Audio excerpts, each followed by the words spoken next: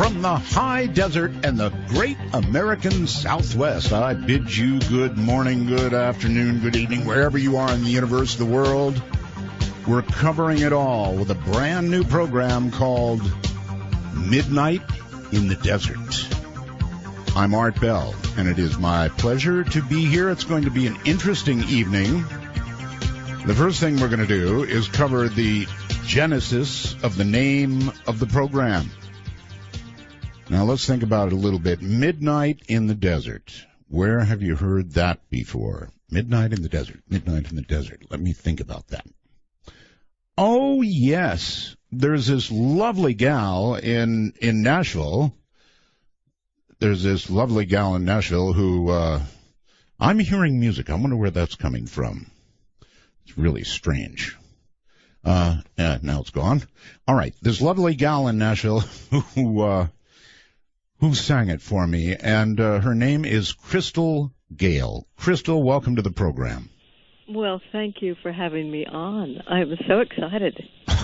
I guess now I should reach back. I should tell everybody that one day you came to my house here in Nevada. You came all the way to Pahrump, Nevada, and handed me a song on a CD, and it blew me away. And then, Crystal, as time went on, and you said, I sang this for you, here you go, it's yours.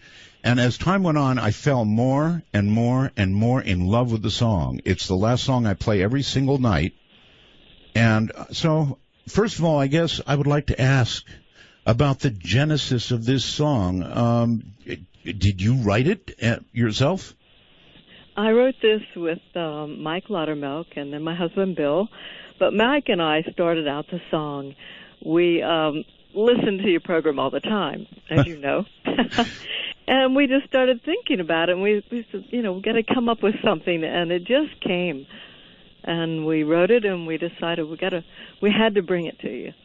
Crystal, when you write a song, does it most times just come, or are a lot of them struggles to write? Yeah, a lot of it can be struggle. Yeah. But the ones that I like are the ones that just come easy, and this definitely did.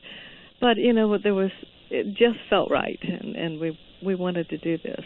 Boy, it does feel right. It feels right for. By the way, you'll be interested to know we had a great vote on this website, and Midnight in the Desert won out. Hands down, everybody wanted the program to be called that. Everybody wanted the theme to be that. This is great. So, well, we are very honored. Very, very honored. I'm very honored. What are you doing these days? Well, we're still working out on the road, doing different concerts, and been in the studio working on a classic country album that's in the mixing process, and will be out soon, and just having fun. In my career, I've been all over the world, made so many wonderful friends, and love it. And I'm still making more. All right. I want an honest response here. When you go out on the road, man, you're really on the road. I mean, you're from spot to spot to spot to spot all over the country. Does that wear one down after a while? Definitely, it can wear you down real fast. Yeah, it just depends. When I was younger, definitely we could go day after day after day, and then you get a little older, and it was like, okay, let's slow this down. But once it's in your blood, you love it. I mean, we enjoy being out there, and as you know, my sister Loretta Lynn, I mean, she loves it. She's still out there singing, and it's just incredible. And I've got to say, we're going to be at her ranch on September 5th. We're the Van Leer girls. So really? My sister Peggy and Loretta and I will be all together there, and we have so much fun. How come so much talent gathers in one family? I don't know. I think my mother would sing. My father, I think he sang and played the guitar, but Mom had a twin sister that they'd sing around at socials, and it was a part of our upbringing. In Kentucky, everybody gathered on the porch, and, we didn't have the video machines and everything else. Oh, I know about Kentucky. I do. It's really laid back. There's so much beautiful farm country there, horses all over the place. It's gorgeous. It's a great place, a wonderful place. You know where I am, out here in the middle of cactus country. I love the desert. So, so you honestly really did. You used to listen to the show, huh? Oh yes. That's incredible. I never know who's, just like you never know who's in the audience, I never know who's out there. That's right. Well, we listen, love it, and it inspired that song. Definitely. Somehow I can imagine you all listening as you're on a bus or on something going from, one gig to another. Definitely that, at home as well. It's, when you enjoy something, and I enjoy what you talk about, so all the interesting things. Well, when I played this, I'm married again. I played it for my wife, and she just absolutely fell in love with it. And then I told her that I actually met you, and I showed her your picture, and she about fell over. So I've got to ask you about your hair. You're world famous for your hair. There was some rumor or something, I don't know, I heard from somebody that you were at one time thinking of cutting it. No. I have been cutting it back some. It's not quite as long, but no. It's hard to get rid of something that's been with you as long as it has, so that's one thing. But, I do dream about having short hair, where I can just wash it and go. How hard is it? I mean, that's when I saw you, it was at your ankles. Now, I can't even imagine hair that long, but it's part of your trademark now, so I'm sure anybody connected with you is also saying, no, don't cut your hair, right? Some have said through the years, cut it, and some have said no. But I owe my long hair to my American Indian heritage. I'm Cherokee, and it just grows so fast. And I had no idea you had Cherokee. From 9 to 12 inches off a year. 9 to 12? Yeah, it just grows so fast. I don't know how long my hair would have been if I'd never trimmed it. In other words, you might be trailing it like a bridal thing. Yeah. When I started stepping on it, I said that's too long, so that's when I cut it back. So 9 to 12 is like how much it grows in a year? Yeah, I think the normal is like, for most people, I think is about 6 inches. But I started measuring my trimmings through the year, and it was from 9 to 12 inches. Well, it's absolutely gorgeous, and I think that's why when you appear somewhere, they frequently get television shots or, photo shots of you from the rear to show your hair. Yes, they have. Well, again, it is my distinct honor and pleasure to have the show named Midnight in the Desert. I'm in love with that song, and, if I weren't entangled, I'd be in love with you, too. No. Oh, man. All right, so I had to do that. I had to do that at the beginning of the program. There was just no two ways about it. What a wonderful lady. And I'm not kidding you when I say she got on an airplane, came all the way out here, came to my house, had lunch, and handed that to me and said, here, this is for you. And I listened to it once, and I said, oh, thank you so much. And, it kind of ended there for a little while. And then I started listening more and more and more to the song, and the more I heard it, the more I began to fall in love with it, really in love with it. So that's how this show became what it is. And the good people at Belgab, that's a website that kind of follows the show, voted this as what should be the name of the program. And so that's how it happened.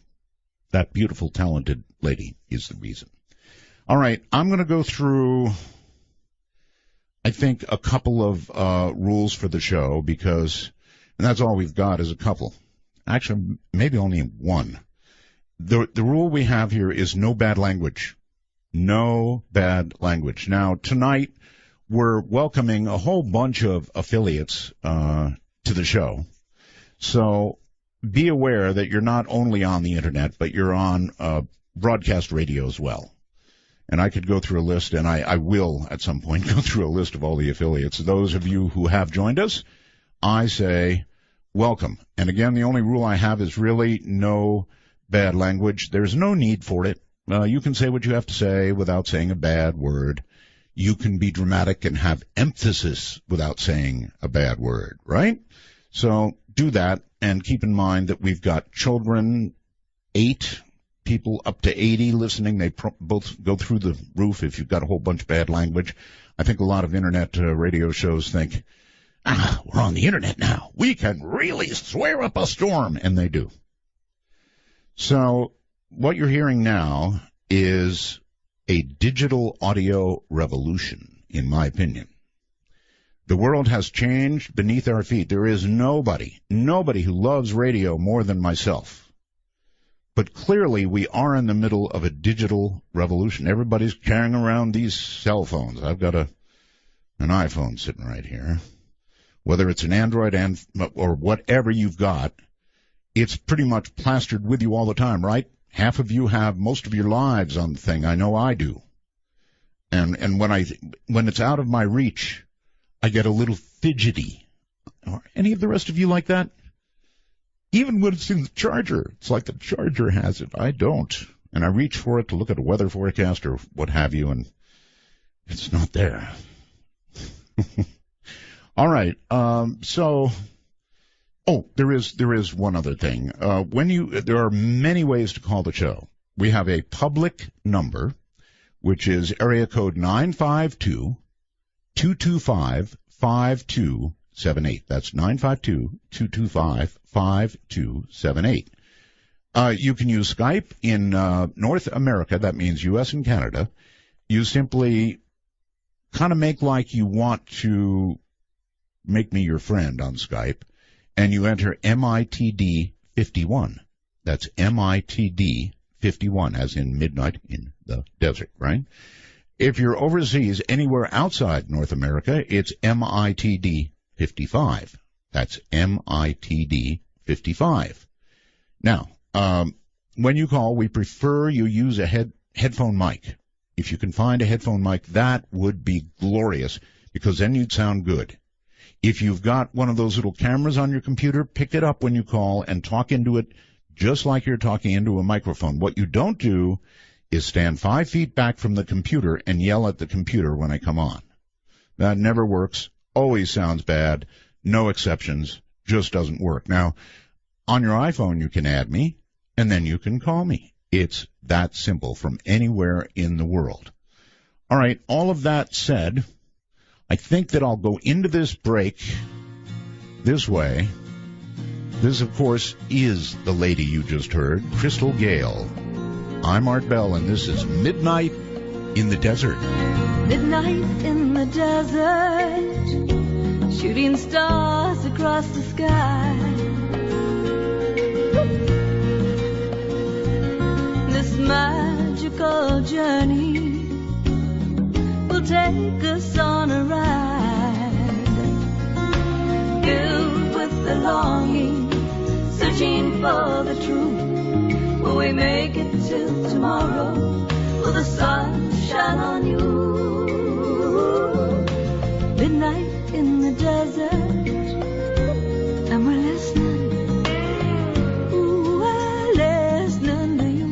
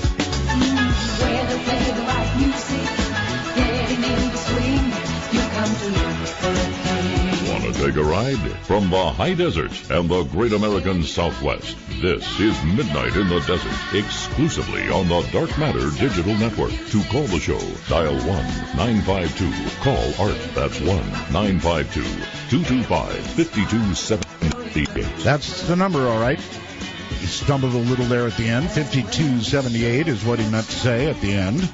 And that's the way to call. Good evening, everybody. I am Art Bell, and I am back after a 2-year hiatus.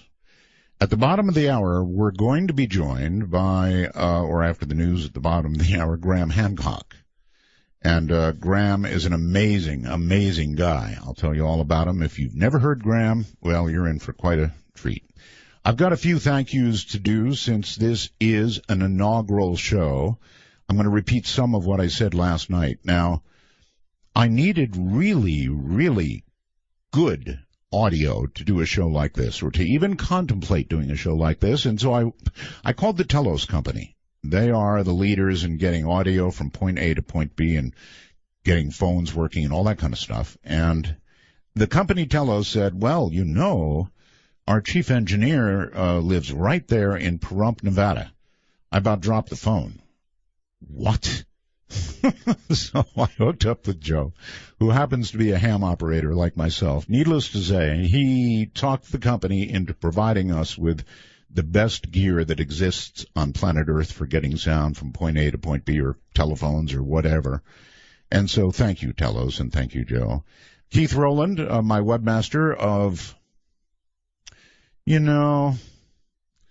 this bothers me a little, probably bothers Keith too. What is it, about 30 years, Keith? We've known each other, I think, something like that. So he's doing it all down there. Well, I'm doing it all here, and he's doing it all there. Dr. J, my new producer, and by the way, Paul, my old producer. That sounds bad, right? Like the old guy. He's fine. Dr. J is my new producer and doing a great job. I want to thank the BellGab website. This is a website comprised of people that might chew your arm off or might give you a kiss on the cheek. It's really hard to say. They're sort of what I describe as vaguely lovable. It's a great site. If you're not, well, there's 2 sites listed at artbell.com, incidentally. 2 sites. So here's the deal. BellGab is the Wild, Wild West. The other website listed, which claims the name of the show, is a little easier going. So if you don't feel like you would even put your head into the lion's den, you're going to want to go to that one. If you're unafraid, I make these people sound bad. They're actually bright people. They're people who have really helped spread the word of the show. And, it's a little acerbic at times, but BellGab is a place you might want to try, bellgab.com. Then there's Las Vegas Net, lasvegas.net. We did a test show last night, and as I mentioned last night, Internet is crucial to virtually everything I do. Without Internet, there is no me. The phones come in by Internet, Skype comes in by Internet, my program goes by the Internet. So I am Internet dependent. Last night we did a little test show, and we had storms up on the mountain between here and Las Vegas. That's where the microwave sends the Internet, right? And these storms caused a gigantic rain fade. I mean, it's 9,000 feet up, folks, and it came down so hard that even the microwave signal simply didn't make it through. And when that happened, of course, an hour and a half or an hour and whatever it was, 3/4 into the show, things began going bonkers. So that's why you do tests. We ironed that out. We ironed out a whole lot of other things. And hopefully all will run smoothly tonight. That's not wood. That's sort of metallic, but it looks like wood. It's wood-like. Probably doesn't count at all. Let me find. There we go. That's real wood. All right. While we've got a moment, I'm going to pick up, I think, a call.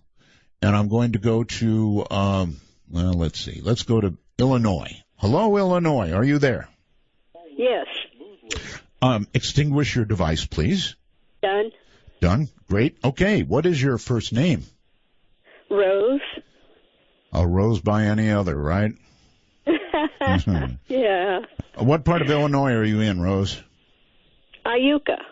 Iuka. Population 600. Really? That's a very small town. Mountain farm country. So does everybody sort of know everybody in your town? I imagine they do. Yeah, it's like everybody knows everybody. Okay, well, listen, welcome to the program. Do you have any thoughts, suggestions, ideas, criticisms, anything? No criticisms. I love him. I cried when they took his show off the air. My husband, I was screaming and yelling at him, he's not on, that other radio show's on. Oh, wait a minute. I've been listening to Art for years. Well, yeah, but you're talking about him like he's in the third person. Well, he was gone for a little while, and I missed him very much. Well, he was, and he missed being here, too. Listen, just for the record, I'm Art. This is Art. Oh, my God! No, just Art. Oh, my God! I got through to you? Oh, my God! Now, what have I always said, Rose? I've always said I don't have a call screener. Usually they say that and somebody else picks up. Oh, my Lord! Rose, Art! Oh, yes, my God! Yes. I love you, your thank you. family. I swear, the day that you signed off the air, I go, no, he's going to be back on. That other radio show was on. I screamed at my husband, he's not on! I sat down and cried. It was like somebody stabbed me in the heart with a knife. I've been listening to you for years. Rose, you know, you've really got to get a recording of this program. I hope you have joined as a time traveler. And you a copy of it. If you're a time traveler, you can get a copy of the show because my husband paid for a subscription. There you go. There you go. Because you've got to hear your voice, Rose. You've got to hear your voice when you figured out it was me. I just can't believe it. Yes, you can Oh believe my it. God! Oh, Art, I love you and your family and your daughters and your wife are just beautiful. Thank you. So very much sorry about Mona. Oh, thank you. And, all right, so Rose, what would you like to hear on the show? I mean, what is almost your favorite topic? Well, I have two of them. One is what's going on with the Earth and the planets, how they're changing, and the volcanoes and the earthquakes. And the other one is UFOs, and I've seen one. Rose, let me first address the first thing you said. We now have, it'd be a great book title too, but I'm not going to write it. The Quickening. We have The Quickening on Steroids. The Quickening on Steroids. That's right. We do. All right. Now, briefly, you said you've seen a UFO. Welcome to the club. Tell me about it real quickly. Okay. At the time, I was living in Kansas. And I went out to take my dog out, and I looked up at the sky, and the moon and the stars were gone. I ran back in the house, got my daughter, drug her out on the porch, and I hollered, look. And she looked up, and she goes, what? I says, where's the moon? Where's the stars? Right. And then my neighbors across the way, they came out of their house, and we were all pointing at the sky, and that thing was dead silent. Massive, so big, so huge. What about the shape? It took off with a blink of an eye, all right, and no noise. Okay, but what about the shape? It was, it wasn't round like a saucer or nothing. It was kind of like an arrowhead shape. An arrowhead. Yeah, you know how an arrowhead is kind of shaped? Oh, sure. It was kind of something like that. And it was just the whole bottom of it was pitch black until it took off. And then multicolored lights all at the bottom. Multicolored lights at the bottom. So it isn't like not like it was on a rainbow firing itself off on a rainbow or something. No, it was like when the thing powered up and took off, there were like these multicolored lights. And my daughter, speechless, I grabbed her and I was shaking her, trying to snap her out of it because she was terrified. Whew. All she was saying was, duh, duh, duh, duh, and pointing at it. Really? Yeah. So me, some of my neighbors, and then shortly after that, we moved here. Rose, is there anything that makes you think that it was, from somewhere else? Well, I don't think we have anything. I mean, this is a huge trailer park that I was living in. Right. We got nothing that big. Nothing. Was it silent? Dead silent. Not a sound. Dead silent. That's true. I mean, yeah, no noise of any kind. All right, Rose, I gotta go. Okay. I'm out of time. Bless your heart. Thank you. Thank you. Take care, Rose. Wow. That was a call to remember. You're listening to Midnight in the Desert. I'm Art Bell, and we're going to have fun.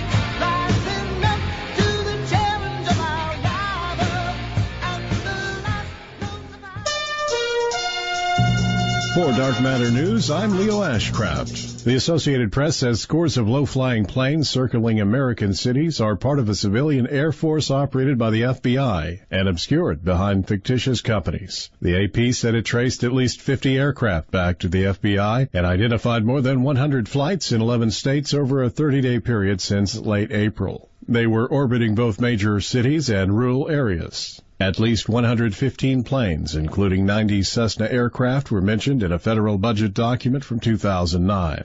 For decades, the planes have provided support to FBI surveillance operations on the ground, but now the aircraft are equipped with high-tech cameras and, in rare circumstances, technology capable of tracking thousands of cell phones, raising questions about how these surveillance flights affect Americans' privacy. The FBI says the planes are not equipped or used for bulk collection activities or mass surveillance. They say the surveillance equipment is used for ongoing investigations, but generally without a judge's approval.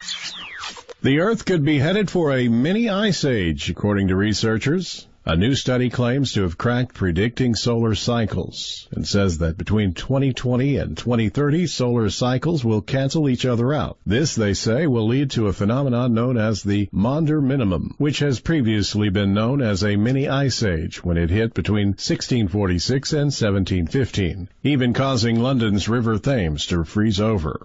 The new model of the sun's solar cycle is producing unprecedentedly accurate predictions of irregularities within the sun's 11-year heartbeat. It draws on dynamo effects in two layers of the sun, one close to the surface and one deep within its convection zone. Predictions from the model suggest that solar activity will fall by 60% during the 2030s to conditions last seen during the mini ice age that began in 1645. NASA has released an online tool known as Mars Trek, which aims to provide a Google-like experience so that users can explore the red planet's terrain. The zoomable map provides detailed views of landmarks such as Olympus Mons, the largest known volcano in the solar system, measuring more than 15 miles above its surrounding surface. Other notable features on the map include Valles Marineris, a canyon that runs across 1/4 of Mars' surface and measures about 90 miles wide. Across the map, gigantic rift valleys fracture the surface over vast distances. Huge outflow channels tell the stories of floods in Mars' distant past when water flowed across its surface. Studying these landforms reveals how Mars' environment has gone through tremendous changes over time and helps us understand how life might have possibly survived there to the present. The tool also provides users with the option of using a 3D view, which rotates the red planet to reveal its north and south poles. This is Dark Matter News. A University of Alaska spokesman has advised in an email that control of the High-Frequency Active Oral Research Program, better known as HARP, would be transferred from direct federal control to their institution in August. Currently, the Air Force Research Lab has control of the HARP facility until August 11th. After that, the university will have access to the site under the terms of an agreement between the University of Alaska Fairbanks and the Air Force. The officially reported purpose of the HARP installation was study of the ionosphere. The facility has a complex array of radio equipment meant to generate heat in the upper atmosphere from about 37 miles to 620 miles above the Earth's surface. But the mysterious nature of some of the experiments put the HARP facility at the center of plenty of speculation. The troubling factor in this story is that although the Air Force is ostensibly transferring control to the civilian university, the bulk of the funding is still coming from the Pentagon. For Dark Matter News, I'm Leo Ashcraft.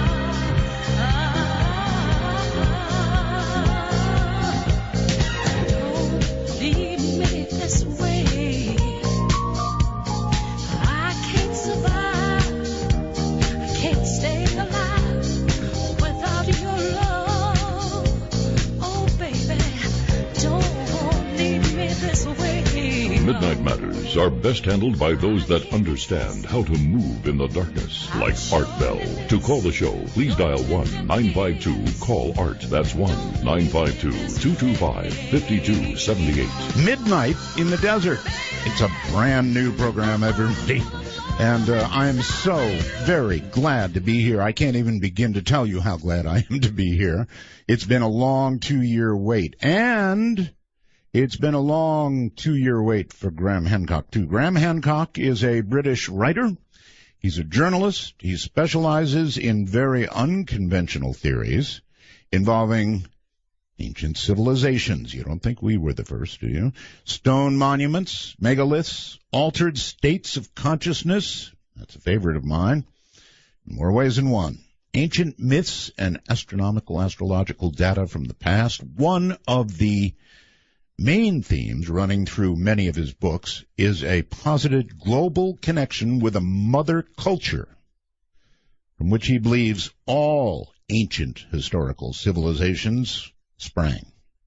His work has been rejected by many scientists. They call it pseudo-archaeology. What a rotten word, pseudo-archaeology. Graham, welcome to the program all the way from, I believe, London, right?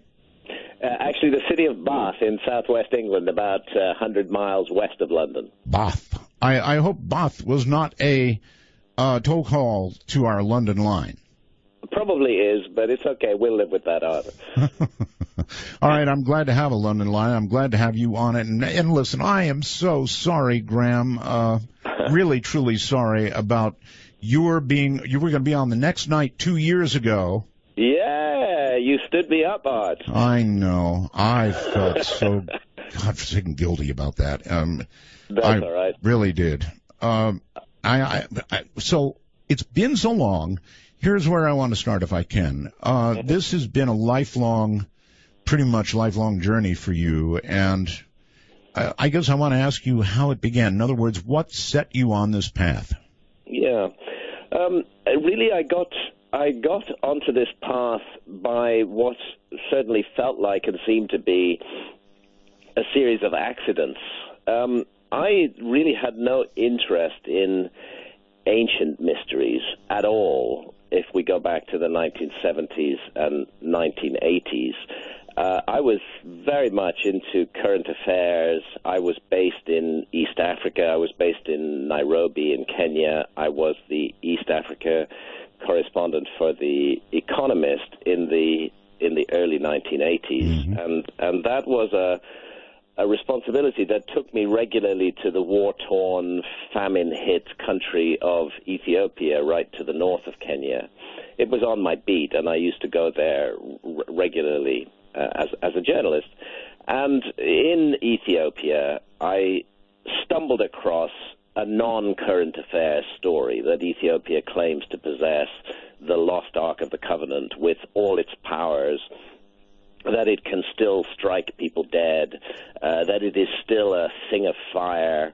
And initially this just seemed to me, at one level, like a fantastic claim being made by an obscure country in the Horn of Africa. And at the other level, there were intriguing elements about it that made me wonder what lay behind it and whether it... Uh-oh. Well, that was awfully quick. We lost him awfully quickly. And he was just talking about the lost Ark of the Covenant. So I have no idea what just occurred. Nothing else is going askew here. So hopefully Graham will call back. The Lost Ark of the Covenant. Now, I've seen all the movies, as I'm sure you have. And I am intensely curious about the Lost Ark. I wonder, A, if it, still exists. And I wonder, B, if we were to lay our hands on it, would we be pleased that we did that? Really, what happened? I wonder what happened to our line. That is our London line. It pretty much should have stayed together. And I'm looking at everything else that I can look at. The Skype calls coming in and other calls coming in, and everything looks all right. So I don't know. This is one of those things that you don't expect. You certainly don't hope that. I mean, do hope ahead of time that nothing like this will occur, but it did. So he will realize, he's probably going on and on, he'll realize that he's been disconnected and will call back. But there's just no reason for this. You all have seen the movies about the Lost Ark, right? And I was just prepared to ask him about that. Let's see, what should we do? We could take an additional break here, and then I could call him, or I could... I suppose I could just call him. I'm not against doing that either. So, let's see. I wonder if it'll hold up. And I wonder how I dial from here. I wonder a lot of things. You should all know this is all new equipment. I repeat, new equipment. So I hardly know what I'm doing. Though, in that case... I'm not exactly sure what I would have to do to call London from here. So what we will do is we will take an additional break. That's what we will do, and that'll take care of one for later. So we'll pause for... No, wait a minute. Wait. I think this might be Graham back on the line again. It's me. That connection to London doesn't sound so good anymore. We just got cut off there. We sure did. You sound fine right now. Good. Well, let's carry on. Okay. We were with the Lost Ark of the Covenant. Yeah, and the bottom line was that it was that accidental encounter with the Ethiopian claim and my investigation of it over several years that led me to take an interest in ancient mysteries and to wonder whether the story we were being told about our past was actually true. I mean, previously I'd accepted that, that what the historians and archaeologists said was based on science. It must be true. there was no reason to question it. And then I discovered in this specific case that there were lots and lots and lots of reasons to question it. And then I thought, well, if that's the case here in this subject, which I've now thoroughly investigated and found that archaeologists are missing a trick on, maybe it's true in other areas of the past as well. And that ultimately led me to my next book, and certainly my best-known book, which was Fingerprints of the Gods, published in 1995. All right, let me back up just a little bit. I can't leave the Lost Ark just yet. Sure. Is it your view, Graham, that the Lost Ark still exists somewhere in the world? Yes, absolutely. And if Ethiopia doesn't have the whole thing, it's certainly got a large piece of it. There are some indications that it got broken or damaged during the last couple of thousand years. And according to my reconstruction, it's been in Ethiopia since about 400 years before Christ. Now, this is a controversial claim, but all the dots join up, and you know, there's extraordinary backup to what the Ethiopians are saying, and the role that the Ark of the Covenant plays in their culture is really extremely puzzling. I mean, this is the only culture in the world which has a living tradition of actually worship of the Ark of the Covenant. Everywhere else, it's a forgotten relic.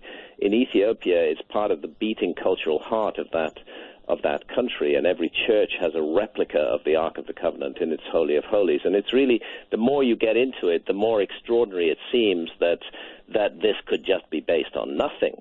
There's something going on, and it's intimately connected to the story of the Ethiopian Jews. You know, this is a story that has been not well enough told in the world, the realization that there is an ancient Jewish community in Ethiopia which has roots that go back deep into Old Testament times. And these Ethiopian Jews, who call themselves Beta Israel, which means House of Israel, they're often referred to by outsiders as the Falashas. The vast majority of them have now been moved to Israel during the crisis of the civil war in Ethiopia in 1991. The Israelis mounted a rescue mission and took most of the Ethiopian Jews out of the country. But I knew them before that exodus, and I traveled in their villages, and I talked with their priests, because the Ethiopian Jews have priests. This itself should be an indication of how curious and strange their religion is. Modern Judaism does not have priests; it has rabbis. But these Ethiopian Jews were practicing a very ancient form of Judaism, even sacrificing rams, which is forbidden in Talmudic Judaism. So, intriguing story, and one thoroughly worth investigating, and one that woke me up to the mysteries of the past. If you had access to the Lost Ark of the Covenant, would you hesitate to open it given the opportunity? Yeah, I'd absolutely hesitate to open it. I think we're looking at a piece of lost technology, and there are some indications that it has gone rogue. Rogue? Yes, that it kills its keepers. There is an old tradition in Ethiopia that a single monk is appointed as the guardian of the Ark. Once he's appointed to that position, he can never leave the precincts of the chapel where the Ark is kept. And I got to know a number of these guys over a period of several years, a number of them because once appointed as guardian of the Ark, their lifespan tends to be very short, like 2 years, and they develop cataracts over their eyes, and they complain that the Ark is doing this to them, but that it is their fate, their burden, their responsibility to be the keeper of the Ark. That might imply some sort of radiation? I think it does, and I speculated on this as I was researching the subject, and it's one of the things that turned me on to the possibility that the story of our past may be badly flawed, because the Ark does sound like a piece of technology. I mean, here's an object that if you read the biblical accounts, and of course I didn't confine myself to the biblical accounts, there's an incredibly rich heritage of the legends of the Jews and of other what they call extra biblical sources outside the Bible, which are filled with references to the ark. And eerily, again and again and again and again, what you find these references are describing is some sort of awesome weapon that strikes people dead with bolts of fire. You need only reach out your hand to it, and a bolt of fire will leap out from it and strike you down. That's capable of flight, that inflicts cancerous tumors upon the Philistines on the one occasion when the Philistines capture the ark from the Israelites. There's really strange passages in the Bible that describe the way they opened it, which was a terrible mistake, the way they filed past it and looked into it, and how 50,000 of the citizens of a place called Ashdod were killed with cancerous tumors by exposure to the Ark of the Covenant. And of course, the scholars just dismiss all of this as ancient fantasies, but there's a remarkable consistency in the stories. And I began to wonder whether we are looking at a legacy or a heritage of an earlier technology, which has somehow been preserved in Ethiopia and preserved elsewhere in other countries. We keep coming across these hints and myths of a lost technology. And if there's a lost technology way back in the past, then there's a problem with history, because history and archaeology see the evolution of human civilization as pretty much a kind of straight line. I mean, there might be a few... Well, if there's a lost technology, then there's a lost civilization that developed it. Exactly. There's a lost civilization behind it. Or let's put it this way, there's an unexplained mystery behind it, because the model that we are taught in schools and universities, and that is largely favored by the mass media as well, the model of mainstream history, does not have any room for any lost civilizations. Historians and archaeologists, I find, on the one hand, they do some incredible work. On the other hand, they're very pompous about their findings and are convinced that they've got the whole story, when they should know that the next turn of the spade could change the story entirely. And I think that's what's happening around the issue of civilization. May I ask you a very controversial question? You're welcome to say no. The Bible, of course, is seen to be, or thought to be, a very historical and many would argue extremely accurate or totally accurate document. How much of the Bible do you think is the real McCoy?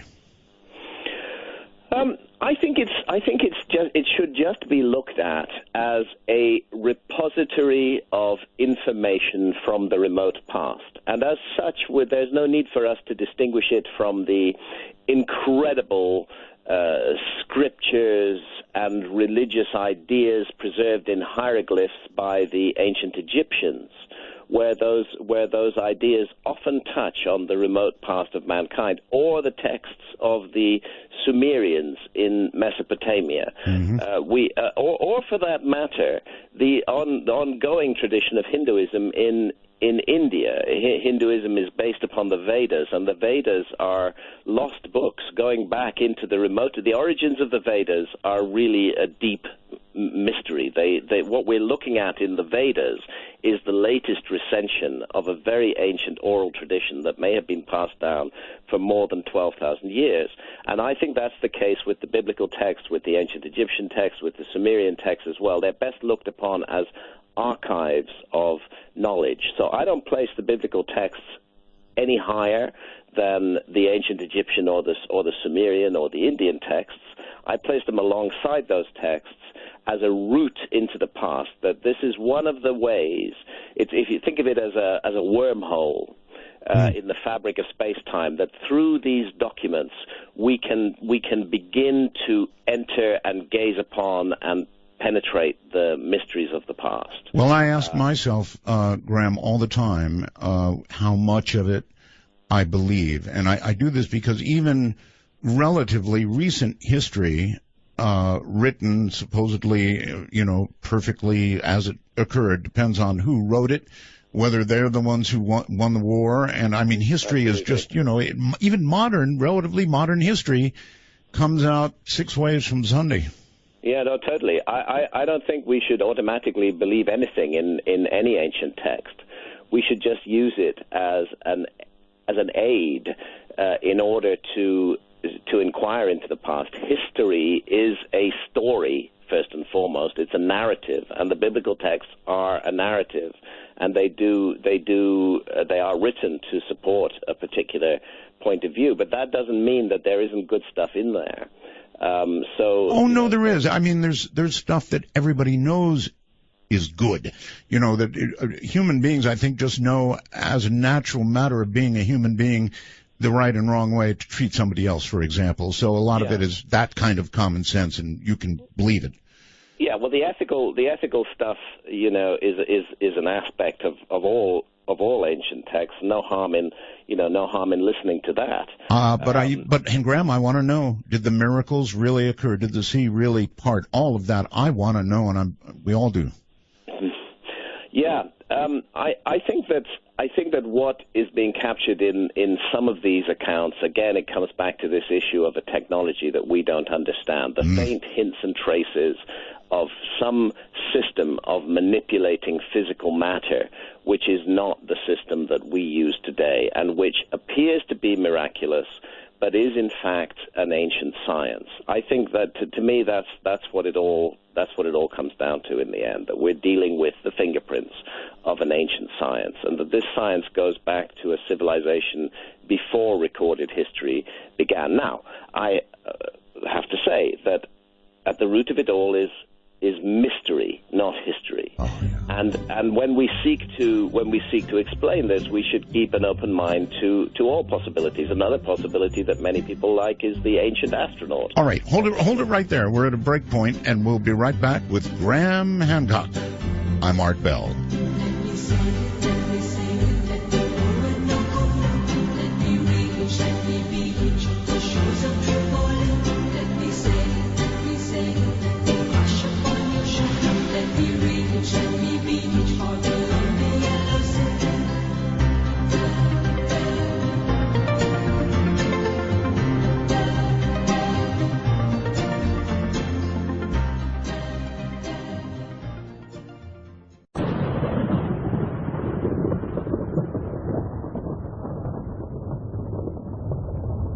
One of the four beasts saying, "Come and see." And I saw, and behold, a white horse.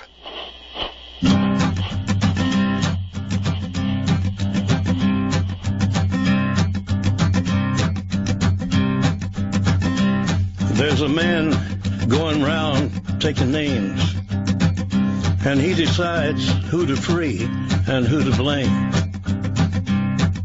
Everybody won't be treated all the same. There'll be a golden ladder reaching down when the man comes around. The hairs on your arm will stand up at the terror in each sip and in each sup. Will you partake of that last offered cup, or disappear into the potter's ground? To reach Midnight in the Desert via Skype worldwide, if on a computer, please be sure to use a headphone mic and call MITD 51. That's MITD 51. Oh, this just seemed the exact right time for this song. I fell in love with this song, and I don't know, somehow discussions of the Bible, Lost Ark of the Covenant, all of it with Graham Hancock, and it seemed just the right time for that song. Graham, welcome back. Thank you. Your new book, by the way, is Magicians of the Gods, right? Yeah, Magicians of the Gods, not published yet. It'll be published in the fall, and it is the sequel to Fingerprints of the Gods. And when I say a sequel, I'm not referring to an update of Fingerprints of the Gods. This is a completely new book. 20 years have passed since I published Fingerprints of the Gods, and there have been enormous developments in the world since then, both in the field of archaeology and in the field of understanding what happened to the Earth between 12,800 and 11,600 years ago, which is the period I've always focused on. In the book, I'm sorry to interrupt. In the book, you suggest that a giant comet may have hit the Earth about 12,800 years ago. Is that correct? Yeah, that's right, and that's not my suggestion. What I'm doing there is picking up on really extraordinary discoveries in science that have taken place in really since 2007. This is all very new information. We have a group of around 30 scientists from all around the world, from major universities and research institutes, who've been looking at what they call impact proxies. Now, this information has got out in a small way to the public, but it's never been put together into a coherent case that has a bearing upon the origins of our history. And that's one of the things that I'm doing in Magicians of the Gods, is I'm putting all of that information together for the first time. See, it used to be held that the last time we had a major what they call a cosmic cataclysm on this planet was 65 million years ago. Dinosaurs, what they call the KT event, when what is calculated to be an asteroid about 10 kilometers in diameter smacked into the Earth in the Gulf of Mexico, created a global firestorm, destabilized the crust of the Earth, sent huge plumes of volcanic smoke rising into the upper atmosphere, changed the climate completely, and in the process rendered extinct the dinosaurs that had been the masters of our planet for, hundreds of millions of years before that. Now, the view of science was that impacts on this scale, what you call extinction level events, are very rare. That they happen approximately once every 100 million years. Although how anybody could seriously expect the universe to be as predictable as that, I cannot imagine. Like every 100 million years, the alarm clock rings. Yes. But this was the view, and that while it is known that the Earth is in the path of small objects, meteorites, that they enter our skies all the time, little shooting stars, they light up, they're very pretty to look at. We don't feel endangered by these. They're the size of a speck of dust, and they're not going to do any harm to the Earth. So historians looking at the story of human civilization, anatomically modern humans like us, at least according to the mainstream view, are supposed to have existed for only the last 200,000 years, and civilization, according to the mainstream view, is only supposed to be about 5,000 years old. So if you're dealing with time spans of 200,000 years or 5,000 years, why need you concern yourself with time spans of hundreds of millions of years? This is the essential point of history. So history doesn't take account of cosmic cataclysms.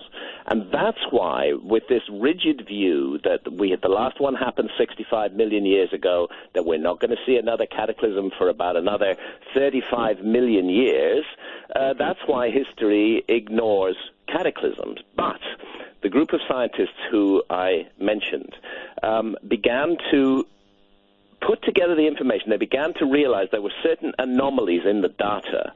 They began to realize that something horrendous had happened to the Earth much more recently than that, incredibly recently, actually just 12,800 years ago, at the beginning of an episode that geologists call the Younger Dryas. Now, geologists have been aware that the Earth plunged into a very radical climate shift at that time, 12,800 years ago, and they've been aware that there were extinctions which were associated with this time period, but they'd never put it all together. They thought the extinctions might have been the result of human activity, hunters, for example, hunting down the great herds of mammoth in North America, and they didn't realize that there might have been another cause for this, and that's what the new science has gradually revealed, that the Earth was hit 12,800 years ago. All right. And it was hit by at least 8 large fragments of a giant comet. And those fragments included fragments that were a mile in diameter. In other words, this baby is circling around again. Well, the point is that what all this comes back to is that the comet that was responsible for the cataclysm 12,800 years ago, the Earth has had several encounters with its debris stream. Those first impacts 12,800 years ago, and I'm summarizing, 8 or 9 years of really intense science here, which is thoroughly documented in the new book, that the first impacts were largely on the North American ice cap. This was the Ice Age. North America was buried as far south as New York in ice that was, 2 miles deep. This is why craters were not found, because those impacts on the North American ice cap were on the ice itself, and therefore the craters formed in the ice, and the vast heat initiated by these gigantic impacts. These objects are coming in at close to 100,000 miles an hour. That the vast heat liquidized huge areas of the ice cap, causing enormous flooding. And part of my research with a fantastic catastrophist researcher called Randall Carlson, who traveled with me, we made a big journey across North America, across Oregon, across Washington State in particular, the channeled scablands of Washington State, unbelievable landscapes, the coulees, upper and lower Grand Coulee, these huge gouges in the earth. We now know that these features were caused by cataclysmic flooding at the end of the Ice Age, and the old explanation for that flooding just won't fit anymore. The only thing that really makes sense is the impact of several fragments of a comet on the ice cap. So I'm going to summarize very quickly. We have impacts 12,800 years ago. The science for it is impeccable, if not yet fully out into the public domain. Then there's another encounter. You see, what we're dealing with here is a comet that may originally have been 200 kilometers in diameter, a giant thing like the size of a small planet that is drawn in to the inner solar system. That's really, really big. Just one quick question. I keep my ear to the ground on the internet, and these things come and go, I'm telling you, but there is this gigantic group of people right now that believe something like what you're talking about is probably pretty close to the horizon. They're talking even September. I don't have a clue. I just know there's a gigantic buzz about it right now. If you want to comment on that, fine. Well, if not, fine. I can only tell you the science of it, which I've gone into in depth in Magicians of the Gods. I can only tell you the science of it. And what the science looks like is this, and let me just go back to this original scenario, that a huge comet enters the inner solar system about 30,000 years ago. It is captured by the sun, and it begins to go into an orbit that crosses the orbit of the Earth. It's subjected to all kinds of gravitational pulls. Comets are not as massively solid as asteroids. Comets are huge amounts of rock bound together with ice. And what happens with these gravitational pulls and the passage of time is that this giant comet begins to break up into fragments. Some of those fragments might be 20 miles across. Others might be the size of your fist. And it begins to form a debris stream.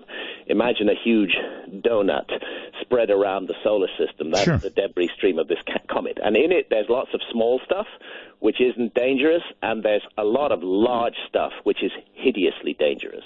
12,800 years ago, we are hit by about 8 large fragments of this comet, with the epicenter of the cataclysm on the North American ice cap, and continent-wide wildfires across North America, and the massive extinction of what are called the megafauna, the large animal species of that time. World climate changes. Huge amounts of ice water from the ice cap have been released into the ocean. This interrupts the Gulf Stream, and it causes a radical fall of world climate, and we go into a deep freeze that lasts 1,200 years. Actually, I believe Britain would be some of the first to go, wouldn't it? One of the first to go. If those ocean currents change, you guys are going to freeze. Yes, of course. Of course, the Gulf. Many people don't realize what a huge role the oceans play in maintaining the stability of climate. And if you interrupt these great conveyor belts that take warm water from the equator and bring it up into the cold northern latitudes, if you interrupt that, then you don't just affect the Atlantic, you affect the climate of the whole world. Mm-hmm. Now, the mystery is that this episode, which began 12,800 years ago, ended equally suddenly 11,600 years ago. And the answer to this mystery appears to be that more fragments of that comet hit the Earth, that we crossed the debris stream again 11,600 years ago. This time the impacts were in oceans, most likely the Pacific Ocean, biggest ocean on the planet. Tsunamis? Tsunamis for sure, but also a greenhouse effect. Huge amounts of water vapor are thrown up into the upper atmosphere, and this creates the perfect greenhouse conditions, which then explain why the Earth, in a matter of a generation, undergoes a warming of more than 10 degrees centigrade. And all of what's left of the ice caps just melt, and you have huge flooding. This is 11,600 years ago. The point is, I'm not a big fan of doom and gloom and cataclysmic scenarios, but I think we need to be aware of our cosmic environment. And the point is that the astronomers and other scientists who've worked on this say that the debris stream of that giant comet is still in orbit. As a matter of fact, it's well known to all of us. The Earth passes through the debris stream of that giant comet twice a year. And that debris stream these days is known as the Taurid meteor stream, because it seems to come at us from the direction of the constellation of Taurus. That's an illusion, but that's why it's called the Taurid meteor stream. Well, Graham, I know that I'm sorry. Go ahead. I'll just finish this thought, Art. The alarming thing is that calculations suggest that there are still many large objects in the Taurid meteor stream. Some of them are known, like Comet Encke, which is 5 kilometers in diameter. Others are theoretical, but when they backtrack the orbits of the meteor stream to the original giant comet, the inescapable conclusion is that there is at least one object with a diameter of 20 miles still out there and still crossing the orbit of the Earth every year. And it's really just a matter of luck. It's like crossing a 6-lane highway blindfold. We've just been crossing that highway twice a year and missing the traffic.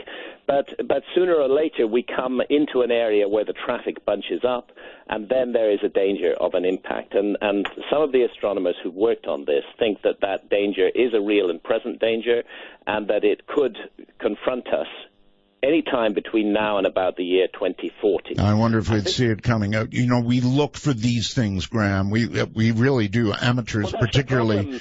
But we might not see one coming directly at us out of the sun. That's the problem.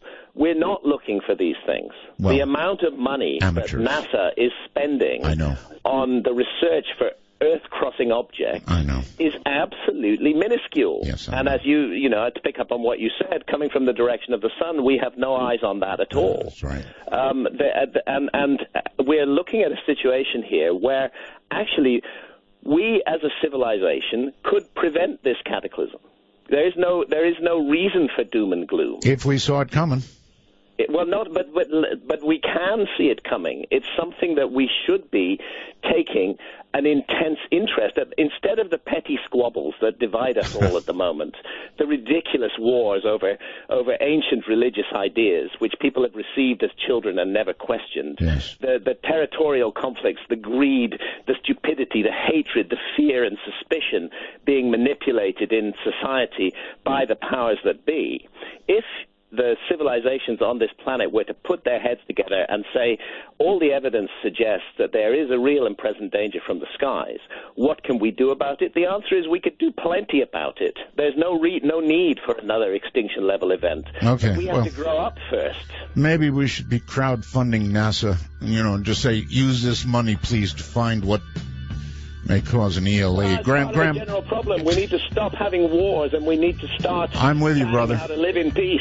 I know. The wars have got to stop. Hold it right there, Graham. We'll be right back. Graham Hancock is my guest, and this is Midnight in the Desert.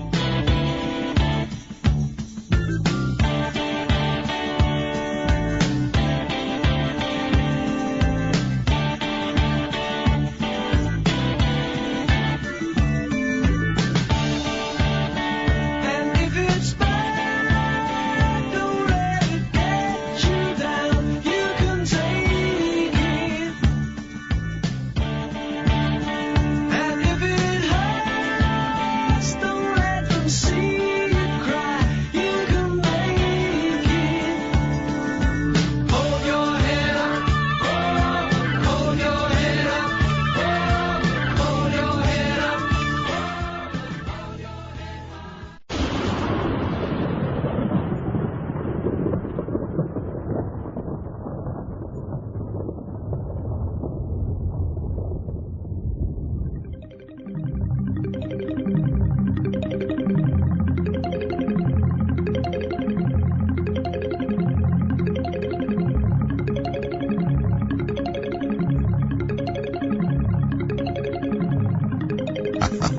That should jog a few memories, huh?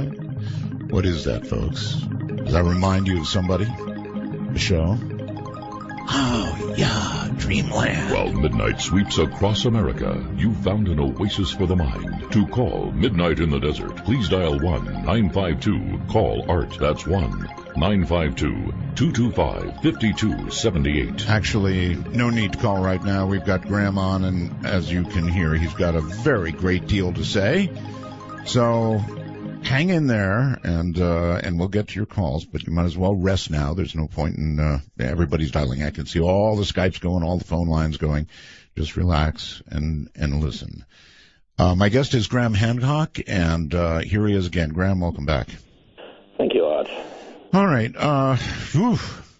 So, with all the internet rumor going on right now about something really gigantic coming, I cast these things off, but this one seemed particularly, constant. The drumbeat of something, people feeling something's coming. I guess they always do to some degree, but. Well, I just think that I think we have to take a different perspective on this. We live in a very dangerous cosmic environment. Mm-hmm. That's a fact. But we do not need to embrace gloom and doom, and we do not need to project a cataclysm upon ourselves. In other words, we do not need to manifest these things by dwelling upon them in some sort of extraordinary masochistic way. That's true. But you mentioned wars, Graham. You mentioned wars, right?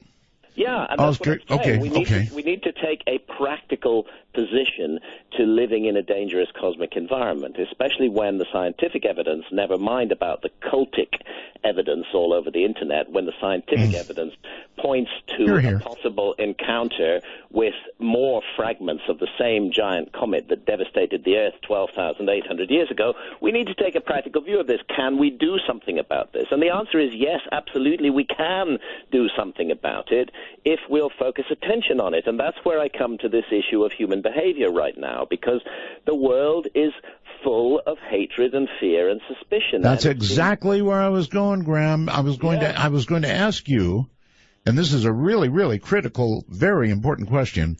In your view, is mankind now any more or less warlike than we always have been? I actually think that we are much more warlike than we've always been. I think it's getting worse and worse because the same atavistic, primitive urges that led to those bloody medieval wars with swords and spears are still at play. We still haven't grown up. We're still infantile. And we are now equipped with really dangerous toys, which can cause absolute havoc and chaos in the world. Actually, never mind a comet. We're perfectly capable of wiping ourselves out, of taking this beautiful garden that the universe has given us to play in and turning it into a hell world. And we're in the process of doing that. And I can't help feeling that there are powers at work which are manipulating us to think in this way, which are pressing those primitive buttons in our deep reptilian brain and not allowing us to begin to think clearly and openly. If we thought clearly and openly, we wouldn't have a single nuclear weapon on this planet. They're just such deadly, dreadful things. But, we do. If we thought clearly and openly, we wouldn't be allowing the destruction of the Amazon rainforest. Mm-hmm. Obviously, our society is just, a little bit insane, absolutely crazy, and behaving in a psychotic manner. And then, looming on the horizon, is the danger of cosmic cataclysm. And that's a danger if we were to pool our resources, if we were to work together, if we were to stop hating and fearing each other and actually realize that we are one human race, one family, all brothers and sisters, all with the same hopes, all with the same fears. We don't need to fight each other. If we could take that line, then we could look at the challenges that face humanity, amongst which is the challenge of a dangerous cosmic environment, and we could do something about it. We could use our brilliant science for positive rather than negative ends. Any idea, Graham, how we create that change in humanity?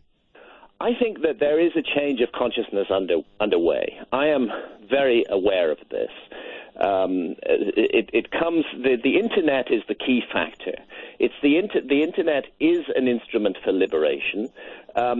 Dark forces are seeking to control it and to limit its liberating powers. But what the internet is doing is it's joining people all around the world into communities of ideas, not communities based on skin color or the religious belief that we happen to have been born with or of our ethnic roots. Well, okay, that's the upside of the internet. But to do with the communication of ideas. Now, I realize lots of negative things are happening on the internet as well, but this ability for people all around the world to communicate with one another instantly, to share ideas, and to expand those ideas is a great instrument for awakening. And I see that awakening taking place all around the world, and I see it particularly in the youth. It's small still. It's a small flickering flame, but it's growing. And, we reach a point of critical mass, perhaps sooner than the big corporations any longer. We're going to take matters into our own hands and make a better world. And I think that's coming. I feel very optimistic for that.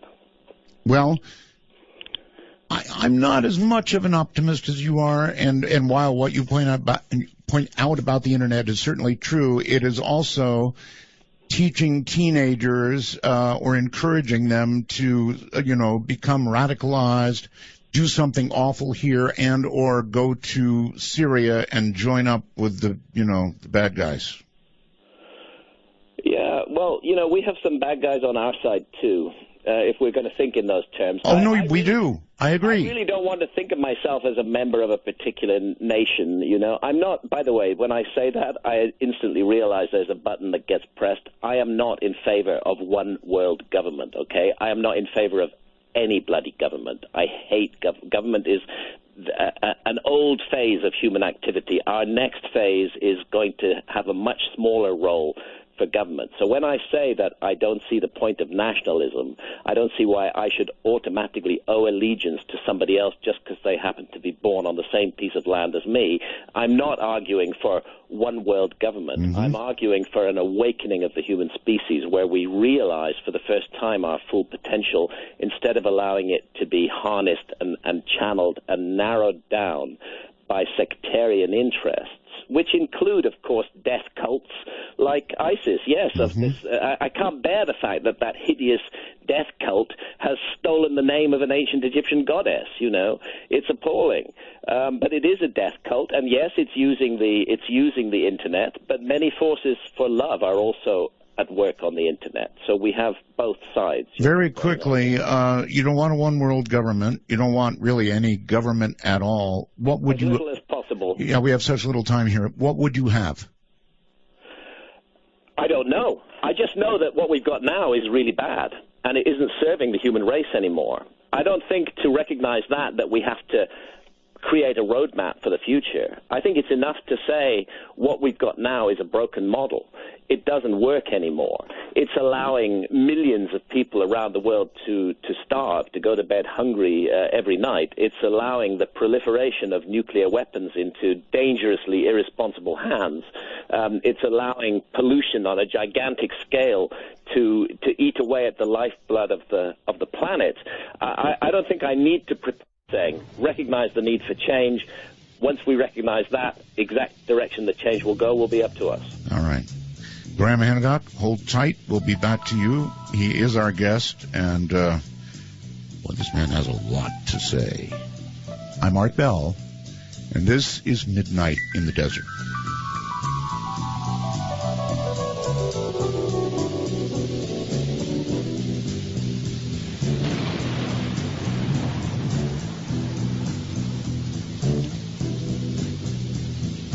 Riders on the storm, riders on the storm, into this house we're born, into this world we're thrown, like a dog without a bone, and actor out alone. Riders on the storm, there's a killer on the road. For Dark Matter News, I'm Leo Ashcraft. The owner of Jordan Lobster Farms said he can't bear to sell or cook a massive lobster that is nearly a century old.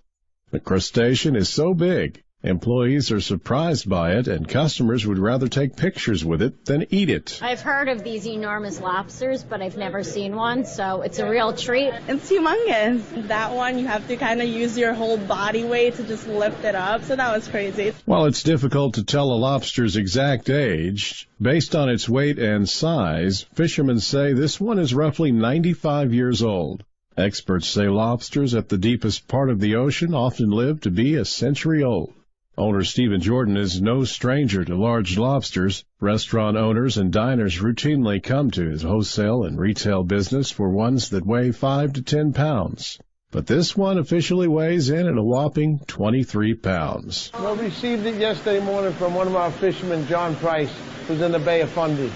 And he shipped it in. He even told us to look in the crate. We opened it up, and it was like, whoa. Jordan said it's been about a decade since he's seen a lobster this big. He plans to donate it to the Long Island Aquarium. It's almost like a dinosaur, you know. You like to see it continue on, and I think they would take good care of it. I think it's a nice thing for him to do, that the kids get to see it. It's more cool to watch it and look at it than eat it. The new movie Selfless, released this month, is a provocative psychological science fiction thriller. An extremely wealthy man dying from cancer undergoes a radical medical procedure that transfers his consciousness into the body of a healthy young man. It will take a few days, but it gets easier. How's that new body smell? Death has some side effects. Consciousness has been defined as individual awareness of your unique thoughts, memories, feelings, sensations, and environment. Your own unique consciousness lives in a series of brain cells or neurons, which, when fired in certain patterns, cause you to recall memories and emotions, even smells and sounds. A study conducted at UCLA by lead researcher Martin Monti used MRI scans to study how the flow of information in the brains of 12 healthy volunteers changed as they lost consciousness under anesthesia with propofol. They concluded that consciousness does not live in a particular place in the brain, but rather arises from the mode in which billions of neurons communicate with one another. So will it ever be possible to accurately map an individual's intricate and totally unique consciousness and upload it into another mind? According to ASAP Science, the short answer is yes. It will become possible one day. Scientists continue to research this field and have begun to locate the true storage location of consciousness within our brains. This is Dark Matter News. Researchers have discovered the world's oldest fossilized sperm. According to the new study, the cells date back some 50 million years. The sperm fragments were found entrapped in the wall of a fossilized worm cocoon in Antarctica. Sperm cells are rarely found in fossil record as they tend to be short-lived and have delicate structures that don't fossilize well. The research team from Sweden, Italy, and Argentina used a scanning electron microscope to look at the specimen's surface, which revealed the presence of the sperm cell fragments from a 50-million-year-old Clytolata. Researchers suggest that the sperm fragments are similar to that of a group of leech-like worms found on the shells of modern crayfish in the northern hemisphere, where they feed on dead organic matter. Further studies on the cocoon could reveal a great deal of information, which has been overlooked by paleontologists who tend to focus on relatively hard structures, like bones and shells. For Dark Matter News, I'm Leo Ashcraft.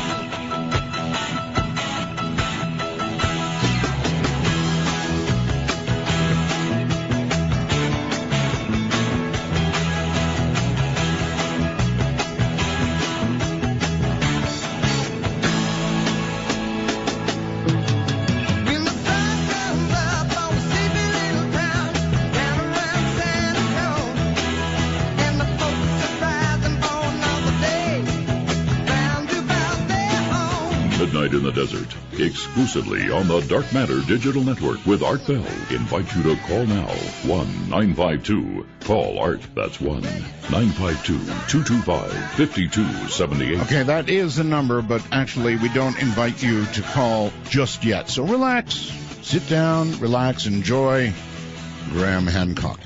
We're we have clear sailing all the way to the top of the hour. Graham, we're back on. Welcome. Thank you, Art. All right. Yes, there's so much to talk about, there is, yeah, and such a lot. Well, I'm just brimming with this stuff at the moment, because I spent the last 3 years working on this new book, gathering the evidence, putting it together. I try to make complex data, as accessible as possible, to open this up in a way that anybody can follow and understand. And in the process, I have to understand that data myself and really get on top of it. I think that's maybe the advantage of being a journalist rather than a scientist.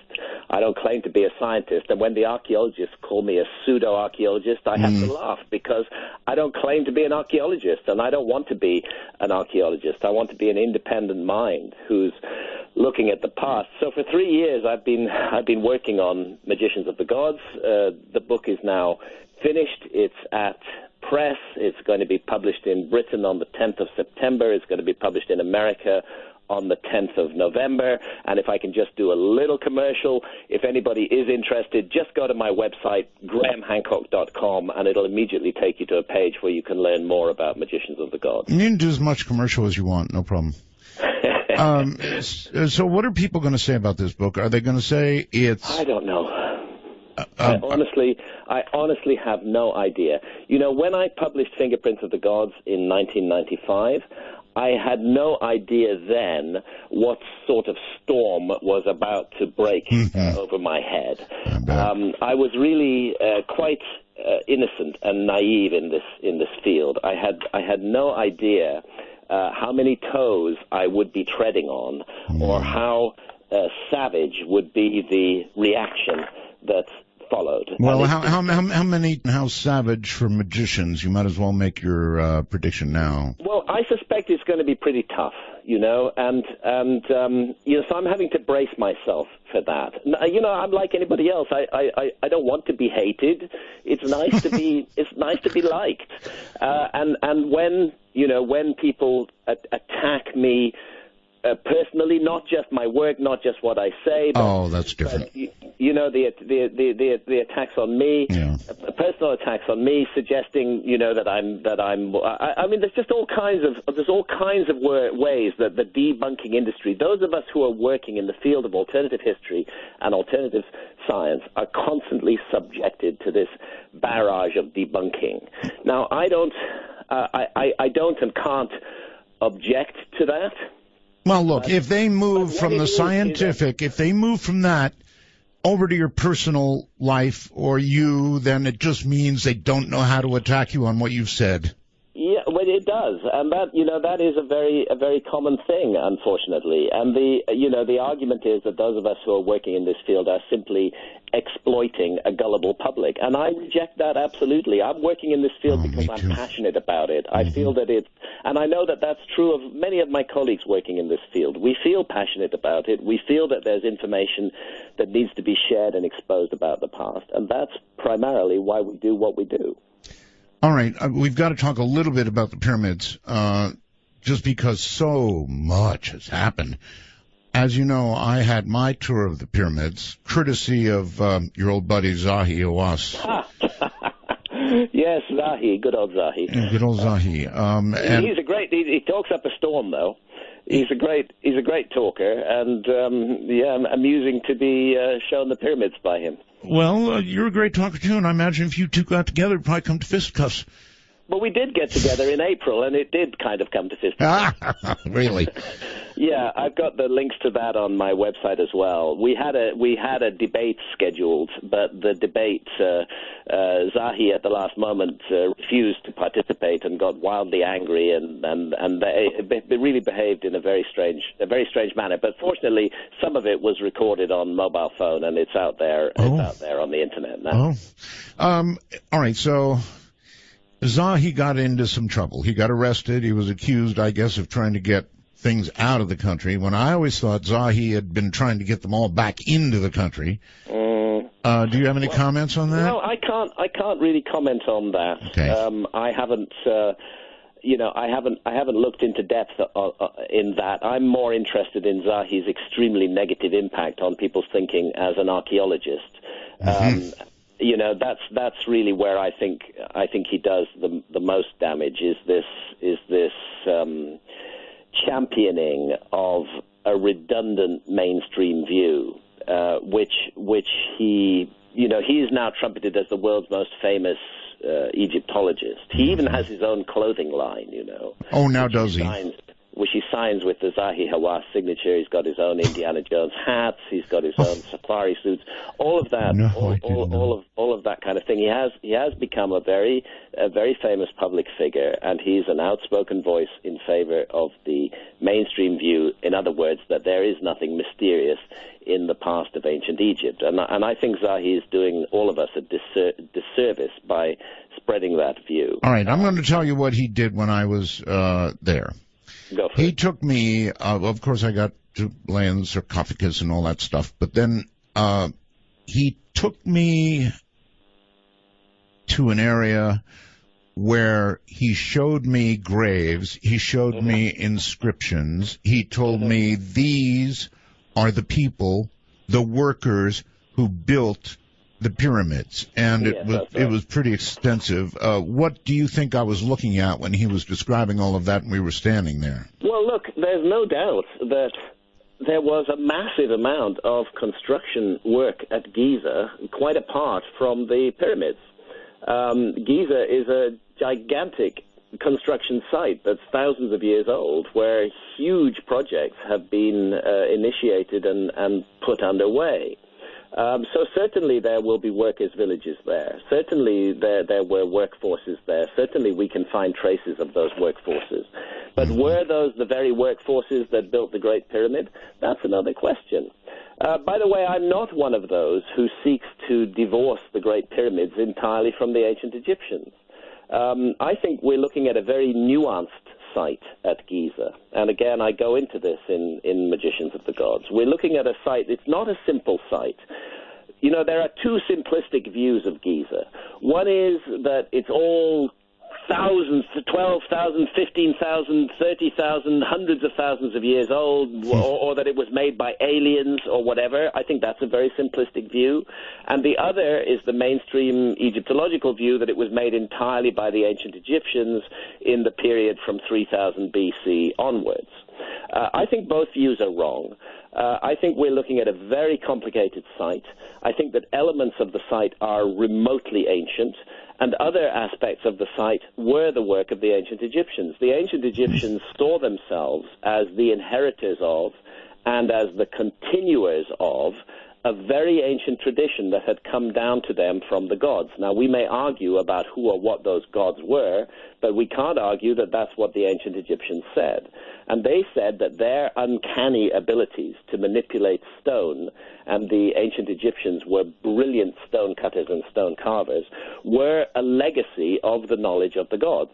So we can see the ancient Egyptians as the continuers of a tradition, and I trace that tradition back 12,500 years in such monuments as the subterranean chamber beneath the Great Pyramid. Of course, the Great Sphinx is more than 12,000 years old, and Robert Schoch's excellent geological work on the Sphinx going back to the 1990s has long ago made that case. The megalithic temples at Giza, the base courses of the Great Pyramids, but I think the pyramids themselves were completed by the ancient Egyptians, and I think they were using the same almost magical scientific techniques to do that job that had originally come down from a lost civilization. Do you dismiss the ancient alien theory now?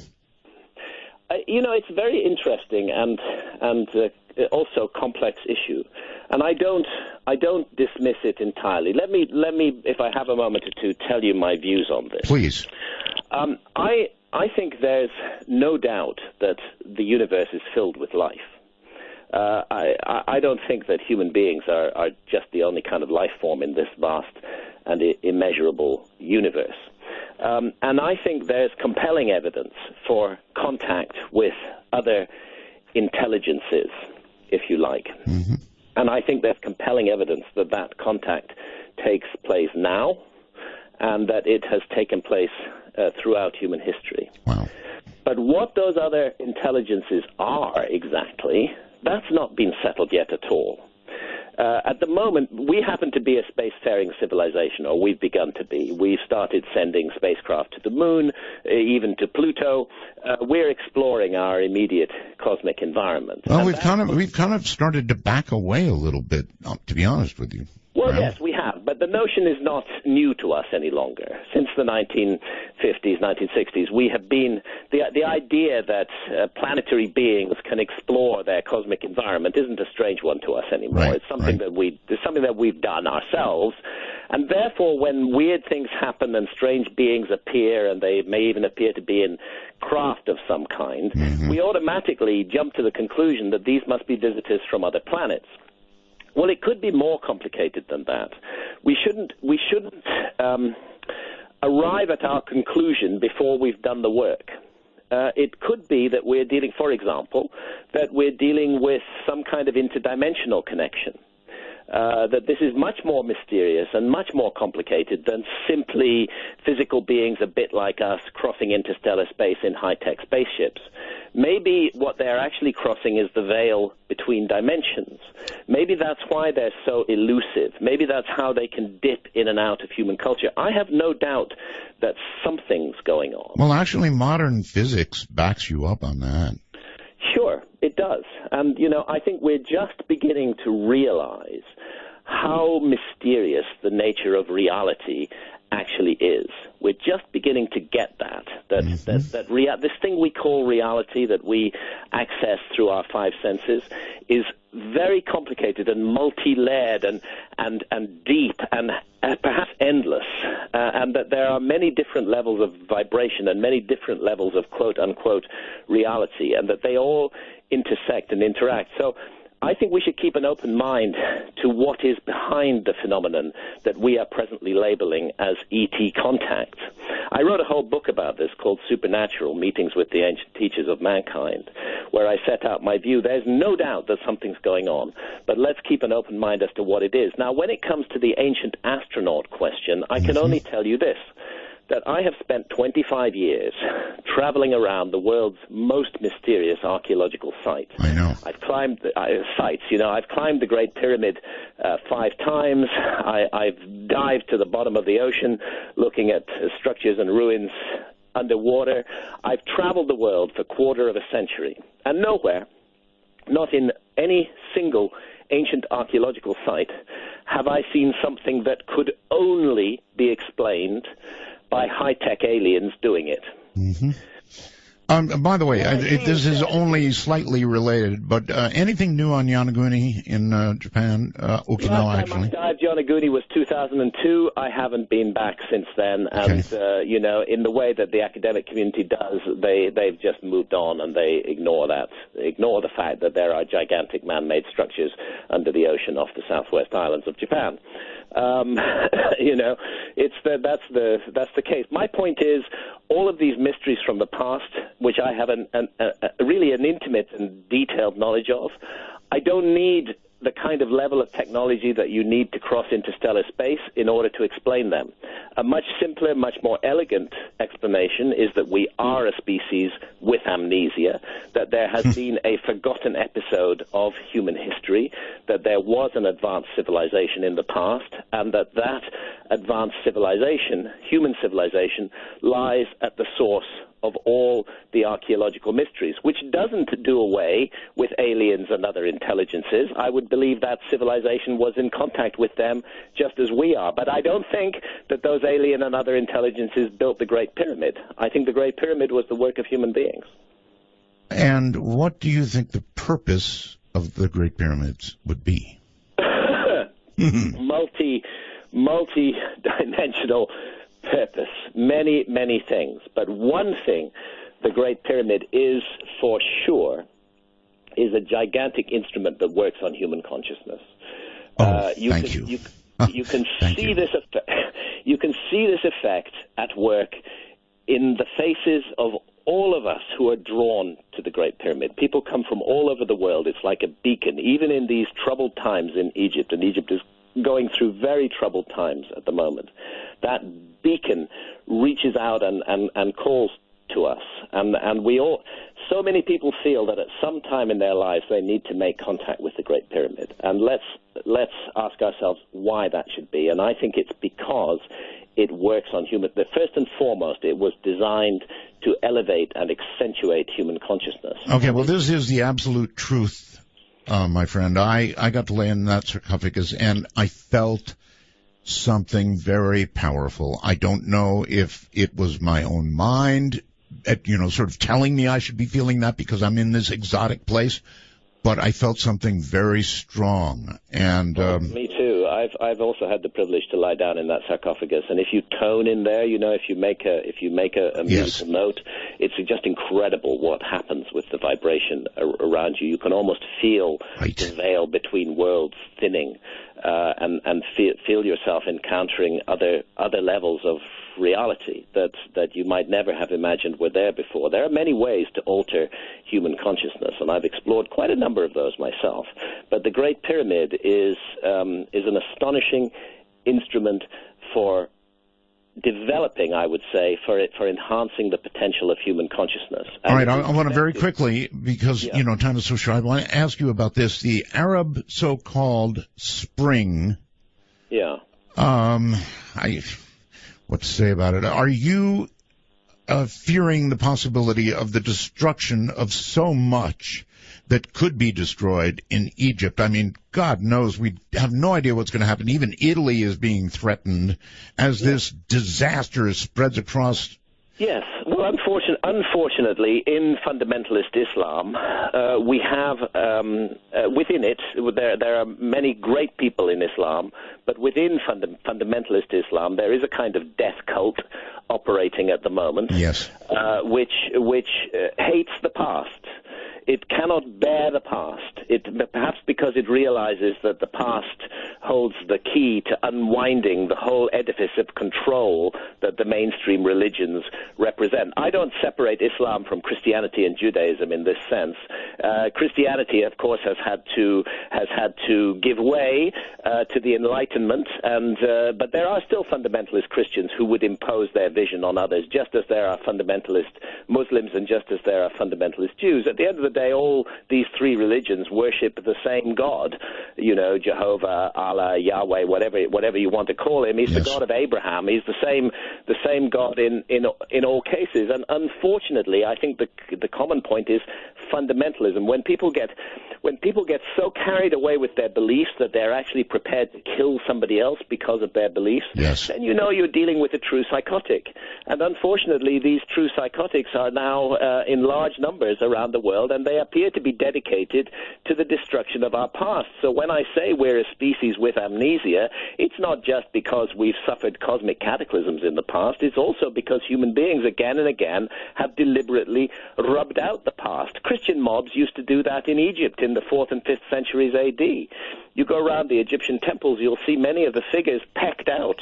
Somebody's taken a hammer and a chisel and just pecked them out. Well, that was Christians who did that at a time when Christians were locked in the fundamentalist mindset. And this is what we need to free ourselves from if we're to move forward as a species. By all means, have spiritual values and spiritual beliefs, but never, ever, ever impose those values and beliefs on others. All right. The moment you do that, you're lost. Right. Hold it right there. Okay.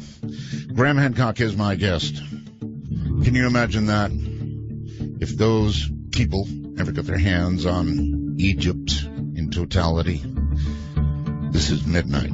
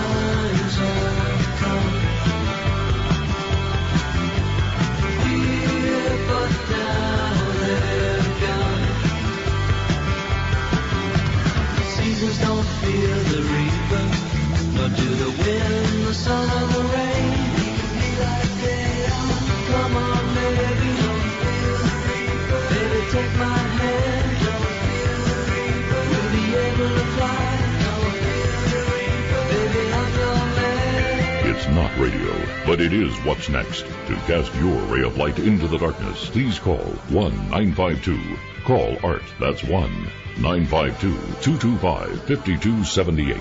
I know everybody's doing it, but we've got so much ground we've got to cover. So much ground with Graham Hancock that I would ask that you hold your calls. And let's go back now to Graham Hancock. Graham, welcome back. You mentioned consciousness, and when you do that, it's like opening the world for me, buddy. In all the years that I've spent on the radio, consciousness was the most interesting subject that I became drawn to from nearly every corner of discussion that I was in. And you mentioned other dimensions. Consciousness may be the key to those other dimensions if we can figure it out. Yeah, I'm convinced of that. I mean, whenever you have an issue of exploring reality, you have to remember that what you're exploring reality with is your consciousness. That's right. You know, your consciousness is therefore part of the equation, and it's not good enough simply to mount physical investigations of reality. Yes, we should be doing that, but we also need to investigate the instrument with which we are exploring reality, and that instrument is our consciousness. And when we start to investigate this mysterious instrument called consciousness that science, by the way, cannot explain, mainstream science cannot explain consciousness. Oh, I know. It's still the greatest mystery of science. We don't know actually what it is. When you start to investigate this using the tools that are available to us, extraordinary information starts to come out. And I don't know about your audience, Art, but I need to say amongst those tools are those demonized substances that our society hates and detests and actually sends us to prison for experimenting with, which are the psychedelics. You're a great guy. You do your own segues. It's just where I was going to take you. Let me back up a little bit. I heard a rumor that I'd like to confirm or deny on. Okay. I heard that you went long ago to a show somewhere and said that you felt that you had enough marijuana. Oh yeah, I did. I did actually, and that's absolutely true. I was, but let's not include marijuana amongst the psychedelics. No, well, although it is an intriguing consciousness-altering agent. Yes. And I'm very excited by what's happening in America. That the American people state by state are asserting their independence and rolling back that absurd, monstrous enterprise. Isn't it amazing? It's amazing. It's an incredible thing. I was in Colorado in May, and I just love the fact that there is a place where adults are actually treated like adults. Yes. Because in the rest of the world, adults are treated like children when it comes to their own consciousness.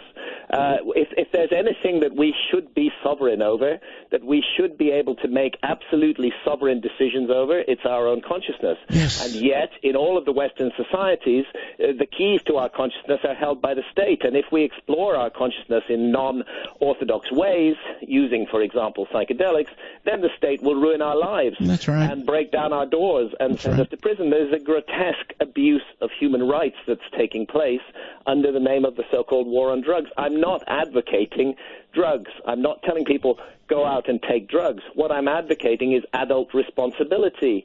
As adults, we should be able to make decisions about our own bodies, our own health, our own minds, and our own consciousness. We don't need the state to tell us what to do. So I'm thrilled that places like Colorado have rolled back this invasion of adult sovereignty and have reimposed the right of adults to make decisions about their own consciousness regarding marijuana. Me too.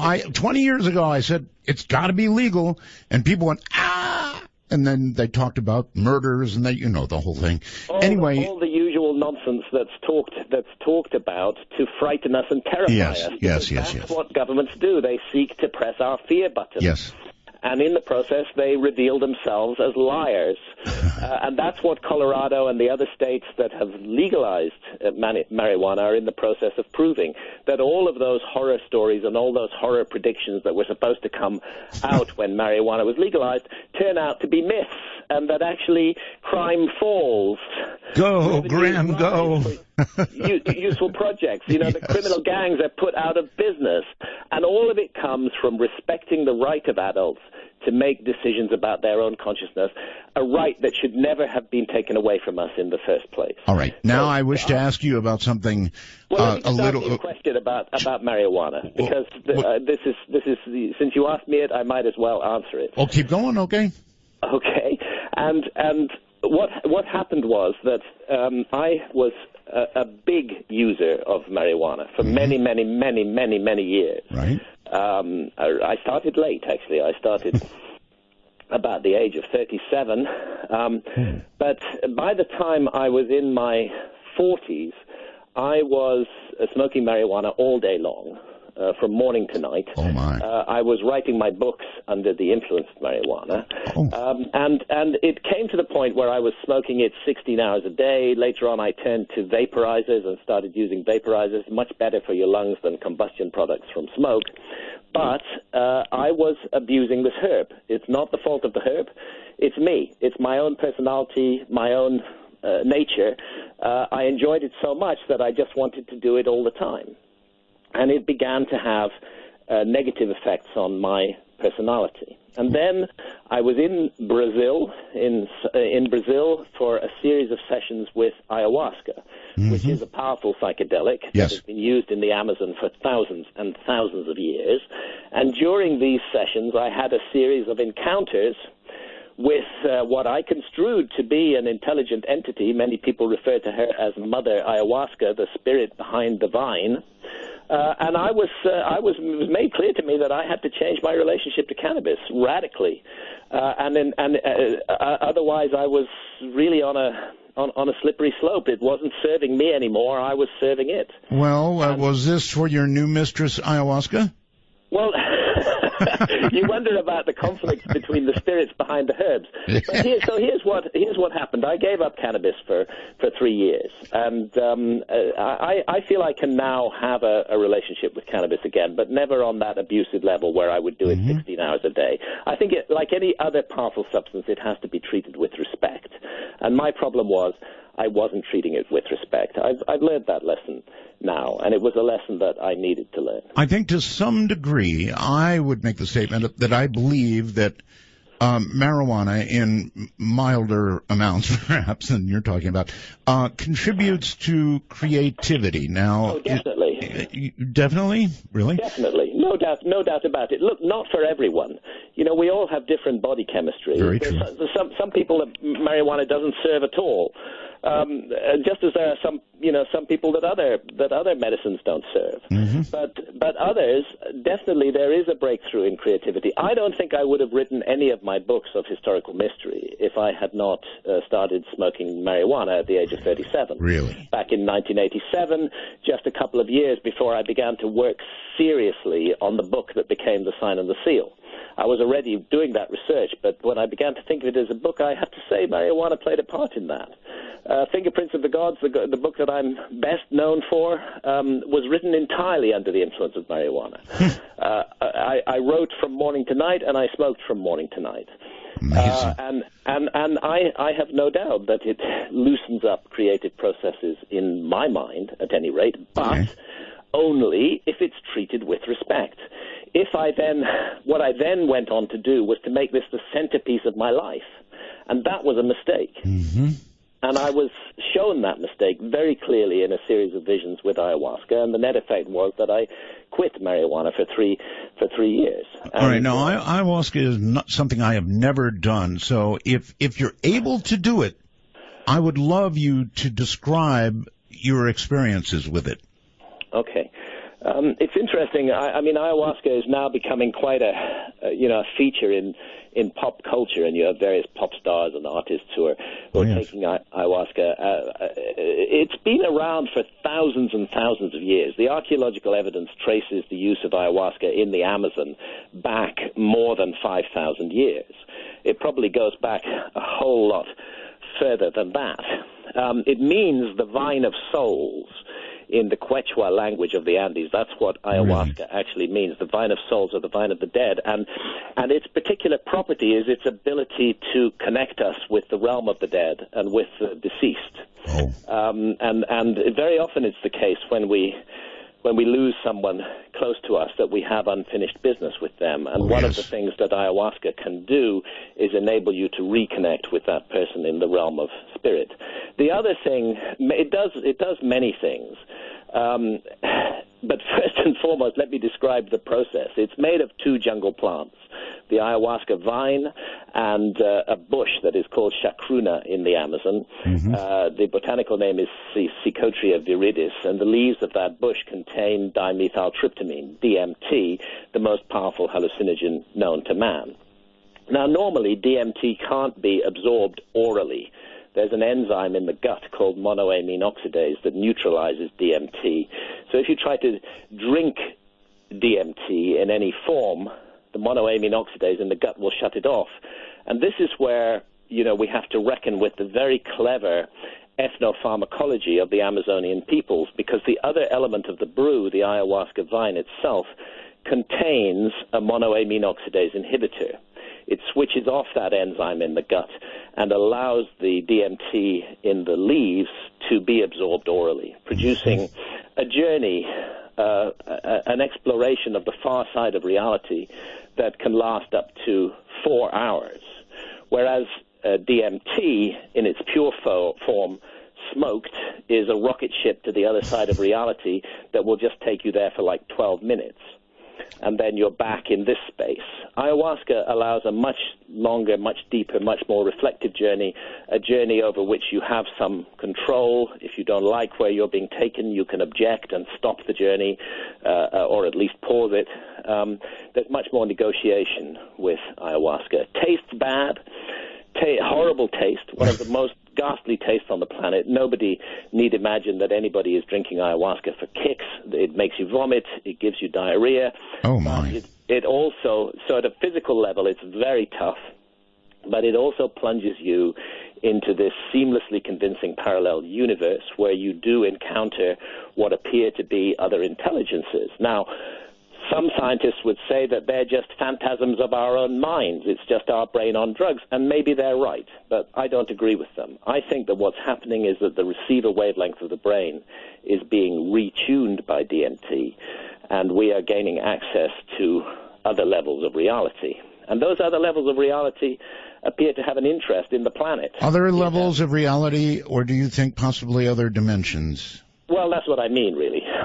By other levels of reality, I mean other dimensions. I guess we could define reality perhaps as this dimension. Yeah, that's what we call reality, is this dimension that we can access with our 5 senses, that we can weigh, measure, and count, that we can investigate with science, and so on and so forth.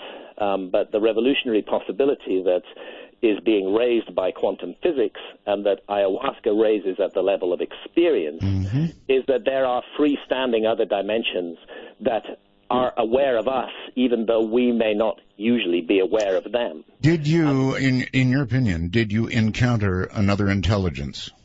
Absolutely, definitely so. This is what I feel I've encountered. It's a bit like an ancient Greek encountering the goddess Athena.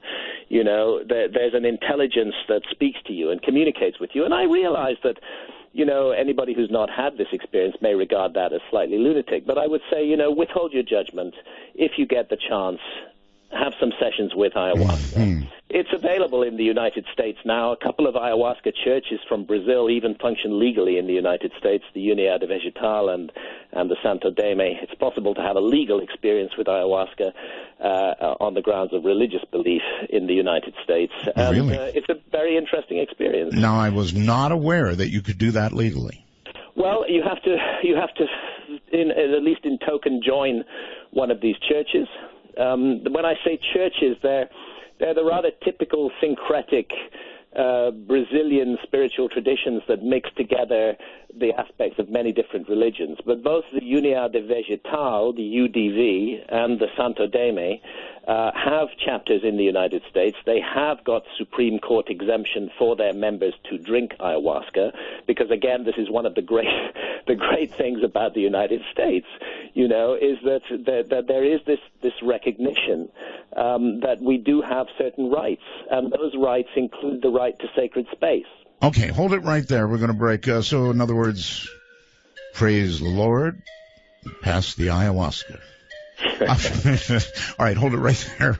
Graham Hancock is my guest. Good morning, afternoon, evening, whatever it is, wherever you are. This is Midnight in the Desert.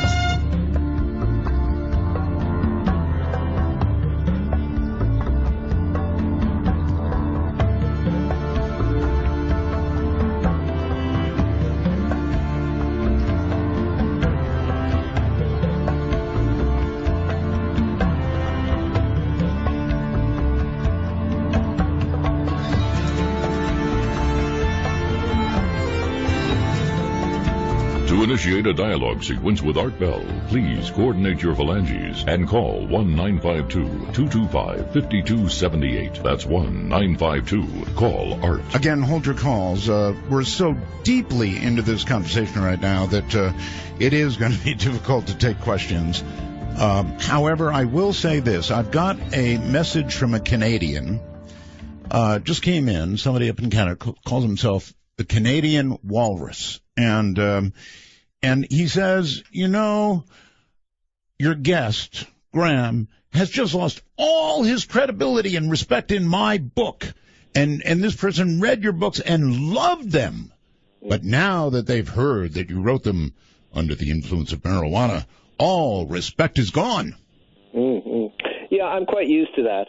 It's unfortunately the case that the very large majority of our populations have been brainwashed by 40-plus years of a mental conditioning exercise called the war on drugs. And we now have, at a social level, deep-rooted knee-jerk reactions, which it's impossible for people to overcome. I mean, my view is if my work was valuable before it was revealed that I used marijuana when I wrote it, then it should still be valuable afterwards. I mean, the work is the work, and perhaps it can be separated from the person who produced it. The work stands. If the work was good before, it should still be good. If it can be, if somebody can change their view on the quality of a piece of work because of the mental state of the individual who produced that piece of work at that time, that person was exploring an altered state of consciousness. If that writes off the work, then nothing much I can do about it. No, I suppose not.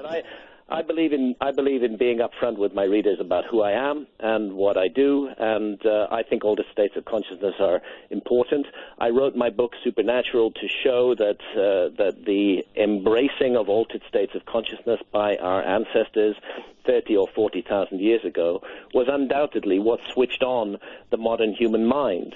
And some of the greatest thinkers of our time, I mean, I wonder if the person who sent you that message has, also written off all the work of Carl Sagan, because Carl Sagan was a great advocate of marijuana and a very big user of marijuana. I wonder if they're going to write off the work of Francis Crick, the discoverer of the double helix of DNA, because Francis Crick regularly used LSD in the early 1950s and late 1940s. Well, we'll see if I get another message. Steve Jobs and Steve Wozniak. Steve Jobs, yes. LSD played a huge role in the creation of the Apple computer. So we can either shut our eyes and our ears to all these facts and just bow down to the war on drugs and to the war on our minds that it has involved, or we can think for ourselves. That's a free choice for every individual. Okay, so he now says he's turning off his computer permanently. That's okay. Blessings. Just kidding. I added that. All right. I want to know a little more about the communication you had under ayahuasca. It obviously stopped you from the marijuana use, or taught you something about that use. It interrupted my marijuana use and taught me that if I were to continue with it, it would need to be in a much more respectful manner. Or realize that I am using a sacred medicinal herb here, not a crutch to lean on 16 hours a day. And that was a very important realization for me. Marijuana, in my opinion, is very valuable in stimulating creative insight, but it's also very seductive, and she can draw you down into this place where you really don't do all that much. I mean, these days I would not write a book under the influence of marijuana. I'd rather not spend, the entire day puzzling over a single paragraph. Did that really go on, or were there? Yes, it went on.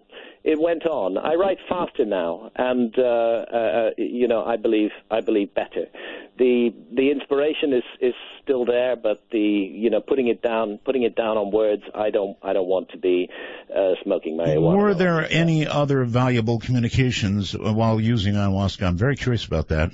Well, most important of all, it's well recognized amongst those who've drunk ayahuasca that you go through a kind of life review. You get to look at episodes from your life. That's scary. And your interactions with other people, not from your own point of view, but from their point of view. And this can show you that you may not have been as kind and welcoming and nurturing and as positive an influence as you imagined you were. I was going to say, it's a frightening thing to go through as a review of your own life. It's a frightening thing to go through, and it's why ayahuasca is sometimes described as 20 years of psychotherapy in one night. And it's why people burst into tears in ayahuasca sessions, because you suddenly get it from the other person's point of view, that actually you hurt them really badly that time. Those words that you said that you thought were perfectly justified turned out to be a cruel attack on another person, and you see that from that other person's point of view. So what it's doing is it's not asking you to welter in self-pity about how negatively you behaved in the past. It's saying, listen, this is the truth about you. You want to do something about it? Well, now you know the truth. You can. Wow. You can do something about it. You get to see yourself as you've never seen yourself before, and that gives you the opportunity to change your behavior. What you're describing sounds an awful lot like an NDE. Yes, a near-death experience. It's very similar to a near-death experience, and again, let's remember this is the vine of souls or the vine of the dead. It is very similar to an induced near-death experience, and that sense of passing through a tunnel and of encountering spirits of the deceased is a very common part of the ayahuasca journey. And again, we're dealing with the mystery of consciousness here. Yes. And I happen to believe that we should use all of these ancient plant technologies, because that's what they are. They're ancient plant technologies that have been used in shamanistic culture for tens of thousands of years. We should deploy them to exploring the mystery of consciousness, which is truly the greatest mystery of all. Really, outer space can wait as far as I'm concerned. Let's get to grips with inner space first. Once we've settled all of that, then we might be more mature and in better shape to begin our exploration of the outside world. All right, I've really got to quickly ask you about this, and that is, clearly, no matter what you believe, global warming, man-caused, just changes going on that are somehow natural, it really is changing very quickly now. Well, look, the world's climate, geology bears witness to the fact that the world's climate can change radically overnight. This has happened many times in the past. Before the last ice age set in, go back 130, 140,000 years ago, and you find yourself in a time of massive climate instability with huge rises and falls in temperature. 12,800 years ago, induced by comet impact, you have the extraordinary climate change of the Younger Dryas. Huge factors are at work in the climate of the Earth. It's a very complicated system. Undoubtedly, one of those factors is human beings, but we're not the only factor at all, and we'd be stupid to think we are. Do you think we're beginning something that, at least as humans, we've got a pretty delicate balance, Graham? And so are we moving towards something that is not going to sustain us? Well, as long as we remain motivated by greed interest, yes, that's the case. That's true of the general damage we're doing to the planet, irrespective of the argument about climate change. The general damage, I think I've said already, we need to recognize there are many factors at work that influence the climate of planet Earth. It's a delicately balanced system, and humanity is undoubtedly one of those factors.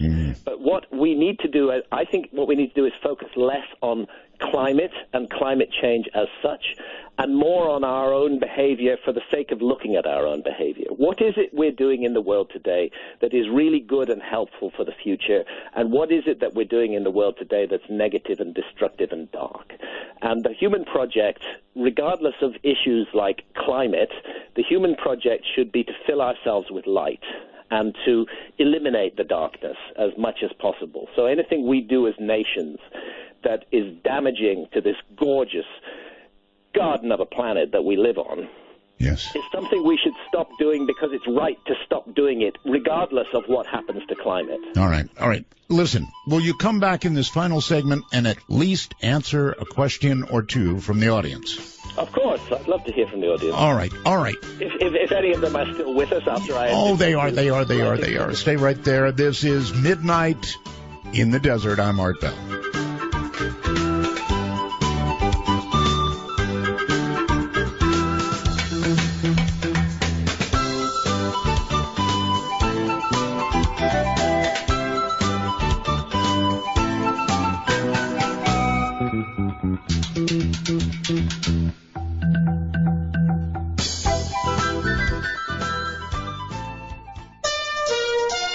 For Dark Matter News, I'm Leo Ashcraft. Given the fundamental importance of our DNA, it is logical to assume that damage to it is undesirable and spells bad news. After all, we know that cancer can be caused by mutations that arise from such injury. But a surprising new study is turning that idea on its head with the discovery that brain cells actually break their own DNA to enable us to learn and form memories. While that may sound counterintuitive, it turns out that the damage is necessary to allow the expression of a set of genes called early response genes, which regulate various processes that are critical in the creation of long-lasting memories. These lesions are rectified pronto by repair systems, but interestingly, it seems that this ability deteriorates during aging, leading to a buildup of damage that could ultimately result in the degeneration of our brain cells. These findings could have important implications because earlier work has demonstrated that aging is associated with a decline in the expression of genes involved in the processes of learning and memory formation. It therefore seems likely that the DNA repair system deteriorates with age, but at this stage it is unclear how these changes occur. So the researchers plan to design further studies to find out. Tales of black-eyed children began appearing on online forums in the late 1990s. Explanations as to what they are include alien-human hybrids, demon-possessed children, and cryptoterrestrials. Regardless of their origin, one thing is certain: they're terrifying. Recently, reports of black-eyed kid sightings have resurfaced. Black-eyed children have become a staple in conversations of the strange and unknown, and almost every reported encounter is eerily similar. Children as young as 6 years old to adult age approach people alone or with a partner and beg for help. Please let us in. Give us a ride. Follow us here. Permission to enter is always a legendary trait of a vampire. For some reason, these children frighten you. And as your hand reaches up to open the door, you see why. Their eyes are black, no iris, no whites, just an empty, soulless void. Many are convinced that these children and people like them aren't human, at least not anymore. It is unspecified what happens should you comply with their demands, as no reports of the black-eyed kids have included that happening, possibly indicating the death of those that comply. Whatever these entities are, the fact is people around the globe are encountering beings that look human but are something else, something dark. Organizers of a Russian town's annual mosquito festival said this year's event will include a Most Delicious Girl contest for women who don't mind bug bites. The festival features the contest with women in shorts and vests standing still for 20 minutes to allow the blood-sucking insects to feast.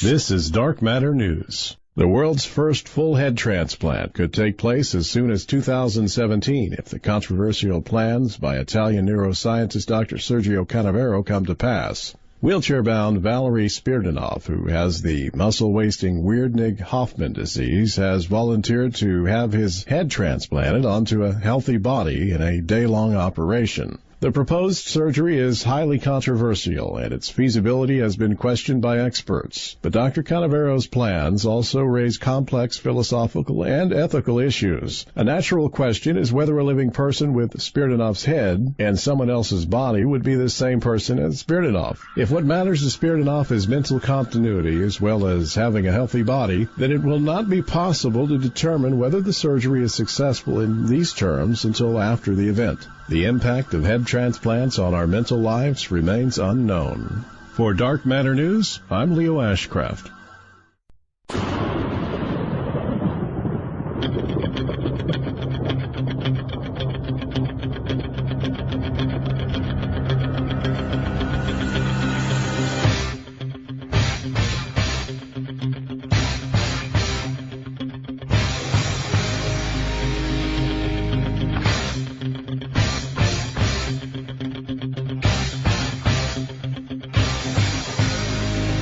The clock strikes 12, and Midnight in the Desert is pounding packets your way on the Dark Matter Digital Network. To call the show, please direct your finger digits to dial 1-952-225-5278. That's 1-952. Art. And I'm the one called Art. Hi, everybody.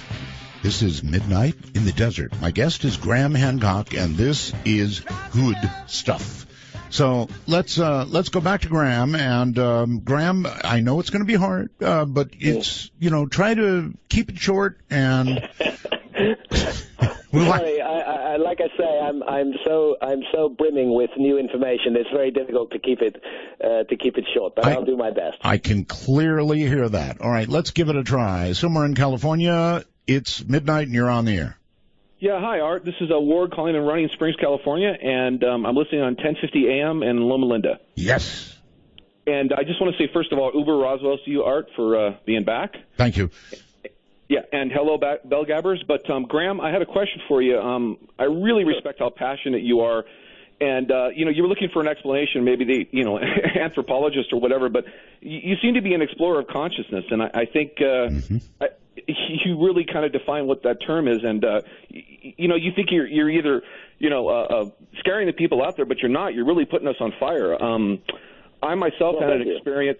Yeah, I myself had an experience, but I used to be really, I used to look at this stuff as sort of all new agey and everything else, but the more I've gotten into biology, the more that I feel like we're missing a connection that we're having between us and plants. I mean, they really are the yin to our yang. All right, hold it right there. Absolutely. Plant intelligence, this is, we have to realize we're not the only intelligent species on this planet. Plants may manifest their intelligence in a different way, but the way that plants can affect human consciousness is quite extraordinary and I believe deliberate. So there is a connection, there can be a connection. Somebody else, let me see, I get these messages while I'm on the air, and they really want to know, again, if you received any other important messages while on ayahuasca. Well, yes, and it's the simplest message of all. We need to set aside hate and fear and suspicion. We have to stop fearing one another, both at a personal, individual level and at national levels as well. And we have to manifest love. For too much of my life, I did not manifest love. Ayahuasca, more than anything else, has taught me that that's our central mission here. That's what we're actually here to do. And while we cannot change our past, we can make sure that we act in a more loving and positive way in the future. All right, off to Hilo, Hawaii we go. Hello, it's midnight, you're on.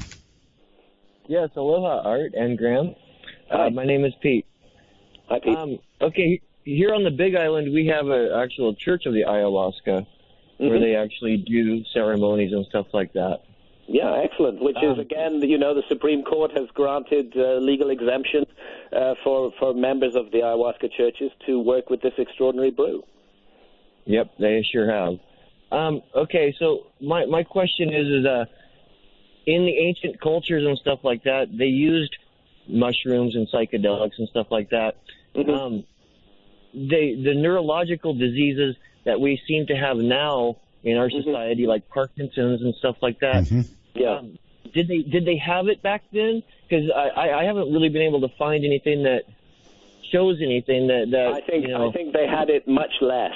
One thing that's come clear to me from my study of ancient civilizations is that the use of psychedelic plants was very extensive in the ancient world, and I think it led to healthy civilizations in the past and healthy individuals. I think that our society today is the opposite of that. You know, we think we've got all the truth, but actually our society is just a little pimple on the backside of history. You know, history is a gigantic, deep and ancient, and, you know, modern technological society, which has been fighting the so-called war on drugs for, 40 years, is a really recent comer. And actually it's our civilization that is the aberration. We are out of step with the human story. We are medicating our populations massively, often against their will, with deeply dangerous pharmaceutical drugs. And at the same time, we are denying our population access to the healing powers of ancient visionary plants that have been trial tested in human society for thousands and thousands of years. And obviously this is a huge mistake, and it manifests in what I call the unconsciousness and the insanity of modern technological society. All right, let me try Skype. James, wherever you are, you're on midnight. G'day, this is James from Adelaide, Australia. Perhaps your first international caller from last night's test show. You are. We had many last night, but yes, from Australia. You're on with Graham. Yes. G'day, Graham. I actually got to meet David Hatcher-Childress last week at my very first UFO conference in Melbourne, as well as Eric von Daniken. But I had a question regarding the ancient destruction that you talk about. Have you at all looked into the information in the Billy Meyer case regarding the great catastrophe of over 11,000 years ago and the destruction of Atlantis? No, I haven't looked into the Billy Meyer case. I have looked into an enormous amount of information on the destruction of Atlantis, and it plays an important role in my new book. But the Billy Meyer case has escaped me. Tell me more. Well, I think you pretty much know what Billy Meyer is about, right? And the sightings he had, the pictures he posted, and all the rest of that, right? No, I really haven't followed it. Oh, well, then that's a whole nother story. Let's go to Kayleen, is that right? Kayleen, is that right? Keelan. Keelan, I'm sorry. Welcome to the program. It's midnight, and you're on. Well, Art, it's wonderful to be on the air with you. Thank you. It's a shame I'm not your first Australian call. I would have liked to be. I was wondering if Mr. Hitchcock, was it Hitchcock? Hancock, by the way. No, Hancock, I'm sorry. I was wondering if Mr. Hancock had any opinions on the Unknown-Bears. I can't pronounce it, it's German. Their work with psychedelics during World War II. The use of psychedelics by the Germans in World War II? Yes. What I can tell you is psychedelics are powerful agencies. They can be used for good or for ill. All is not sweetness and light in the psychedelic garden. The ancient Aztecs used psychedelics as part of their human sacrifice rituals.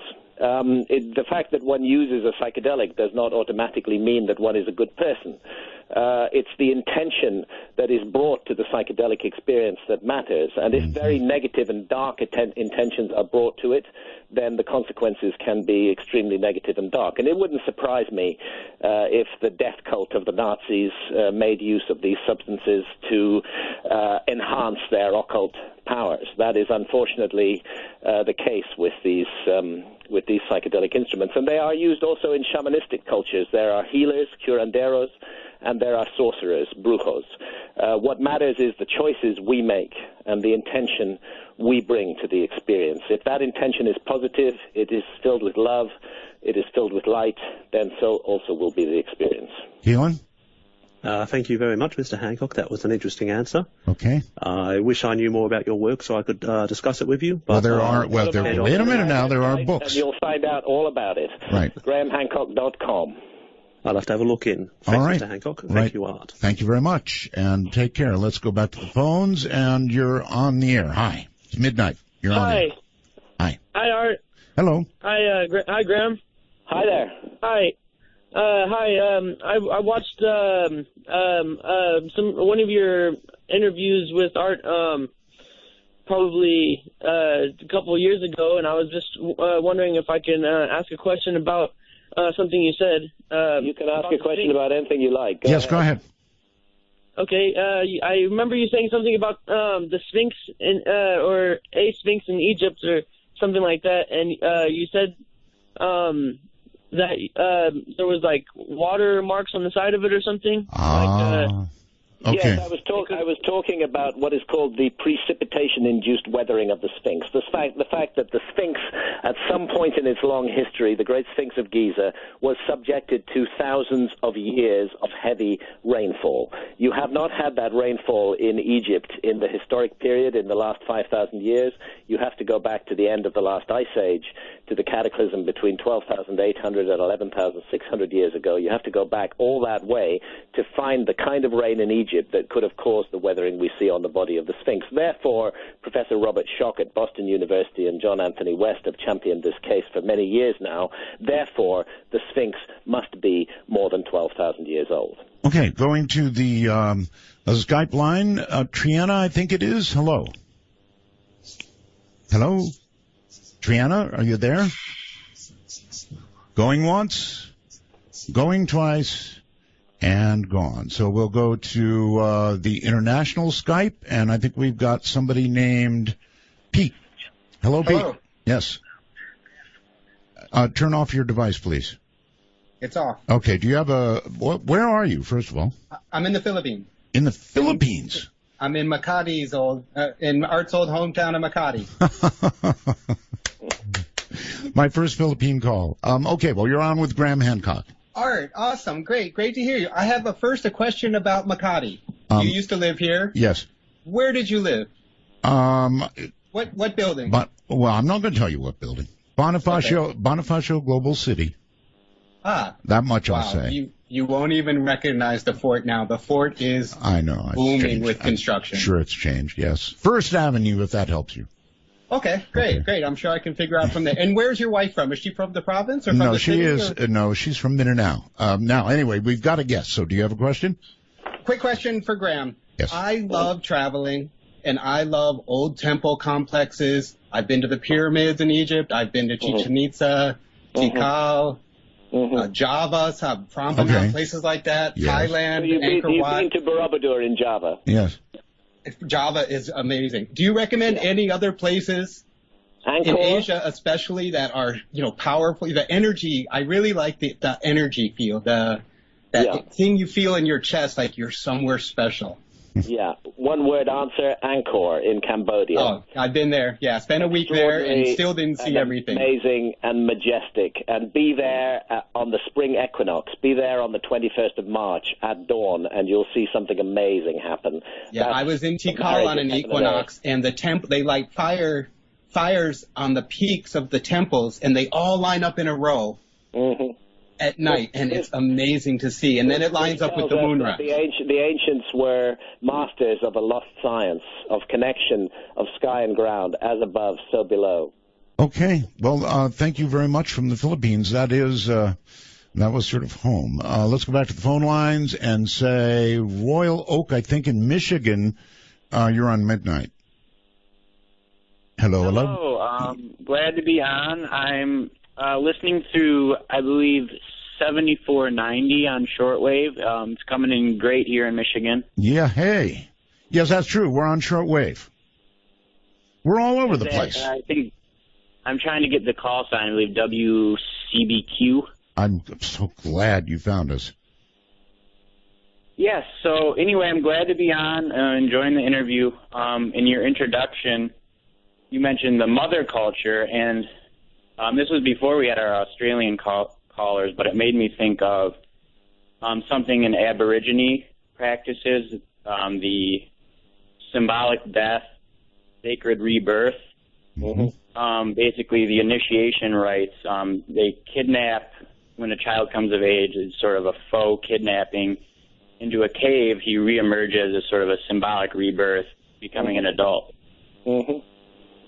And actually, such rituals are found all around the world.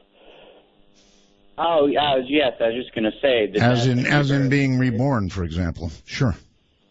Yes, it even plays into the rites of Freemasonry, all kinds of things. So my question was, these commonalities we see across, geographic borders, is there a connection here? Is it something to do with universal consciousness? Is there something in our DNA? Do you have? No, I think it certainly that's part of it. But I trace it back to a universal culture, that there was a global advanced civilization during the Ice Age, that it was all but completely wiped out in cataclysms between 12,800 and 11,600 years ago.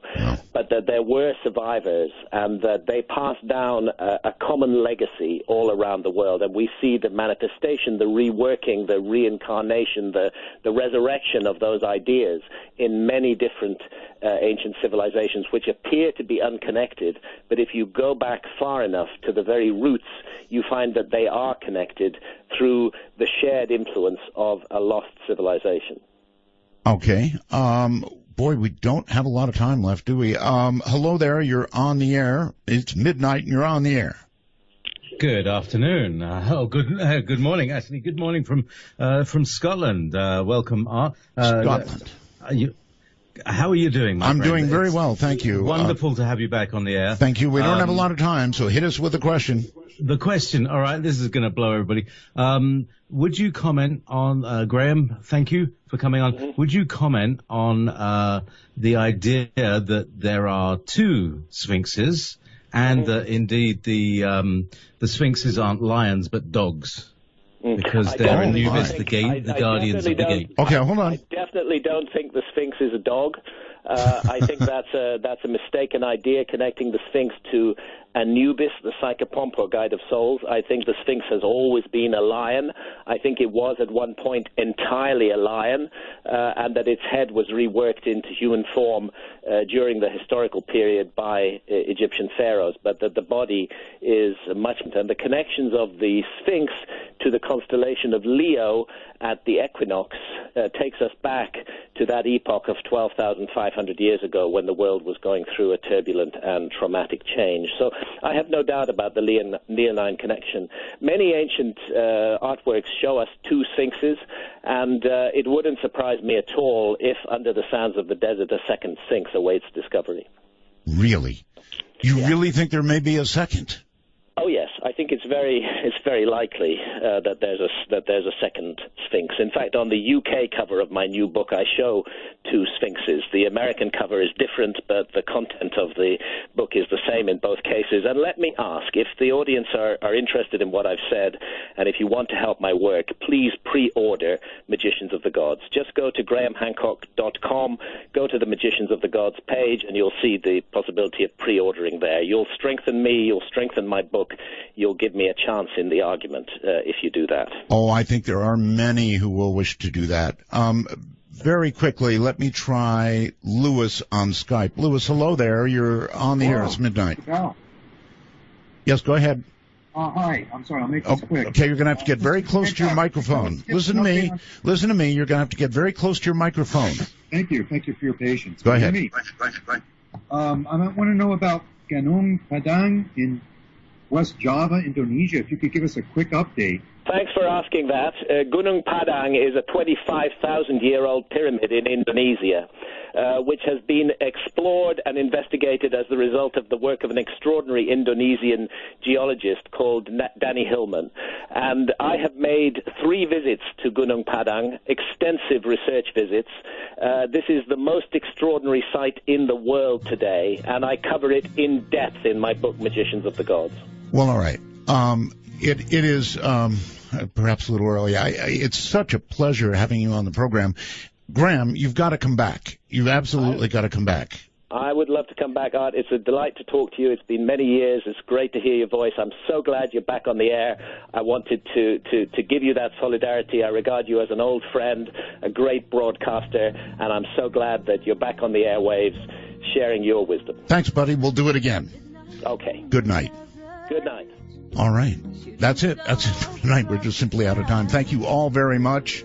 Have a wonderful night, and we'll do it again tomorrow. This magical journey will take us on a ride, filled with the longing, searching for the truth. Will we make it till tomorrow? Will the sun shine on you? Midnight in the desert, and we're listening. Ooh, we're listening to you.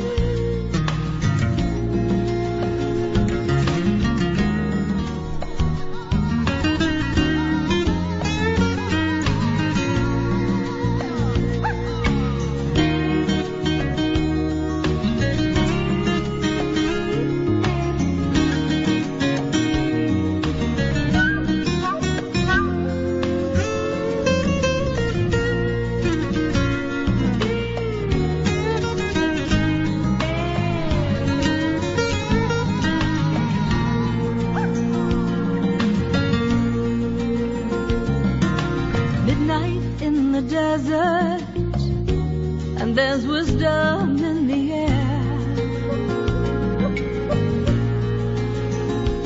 I've been looking for the answers all my life. I felt you there. As the world we live in quickens, are we heeding all the signs? Have we lost our intuition? Are we running out of time? Midnight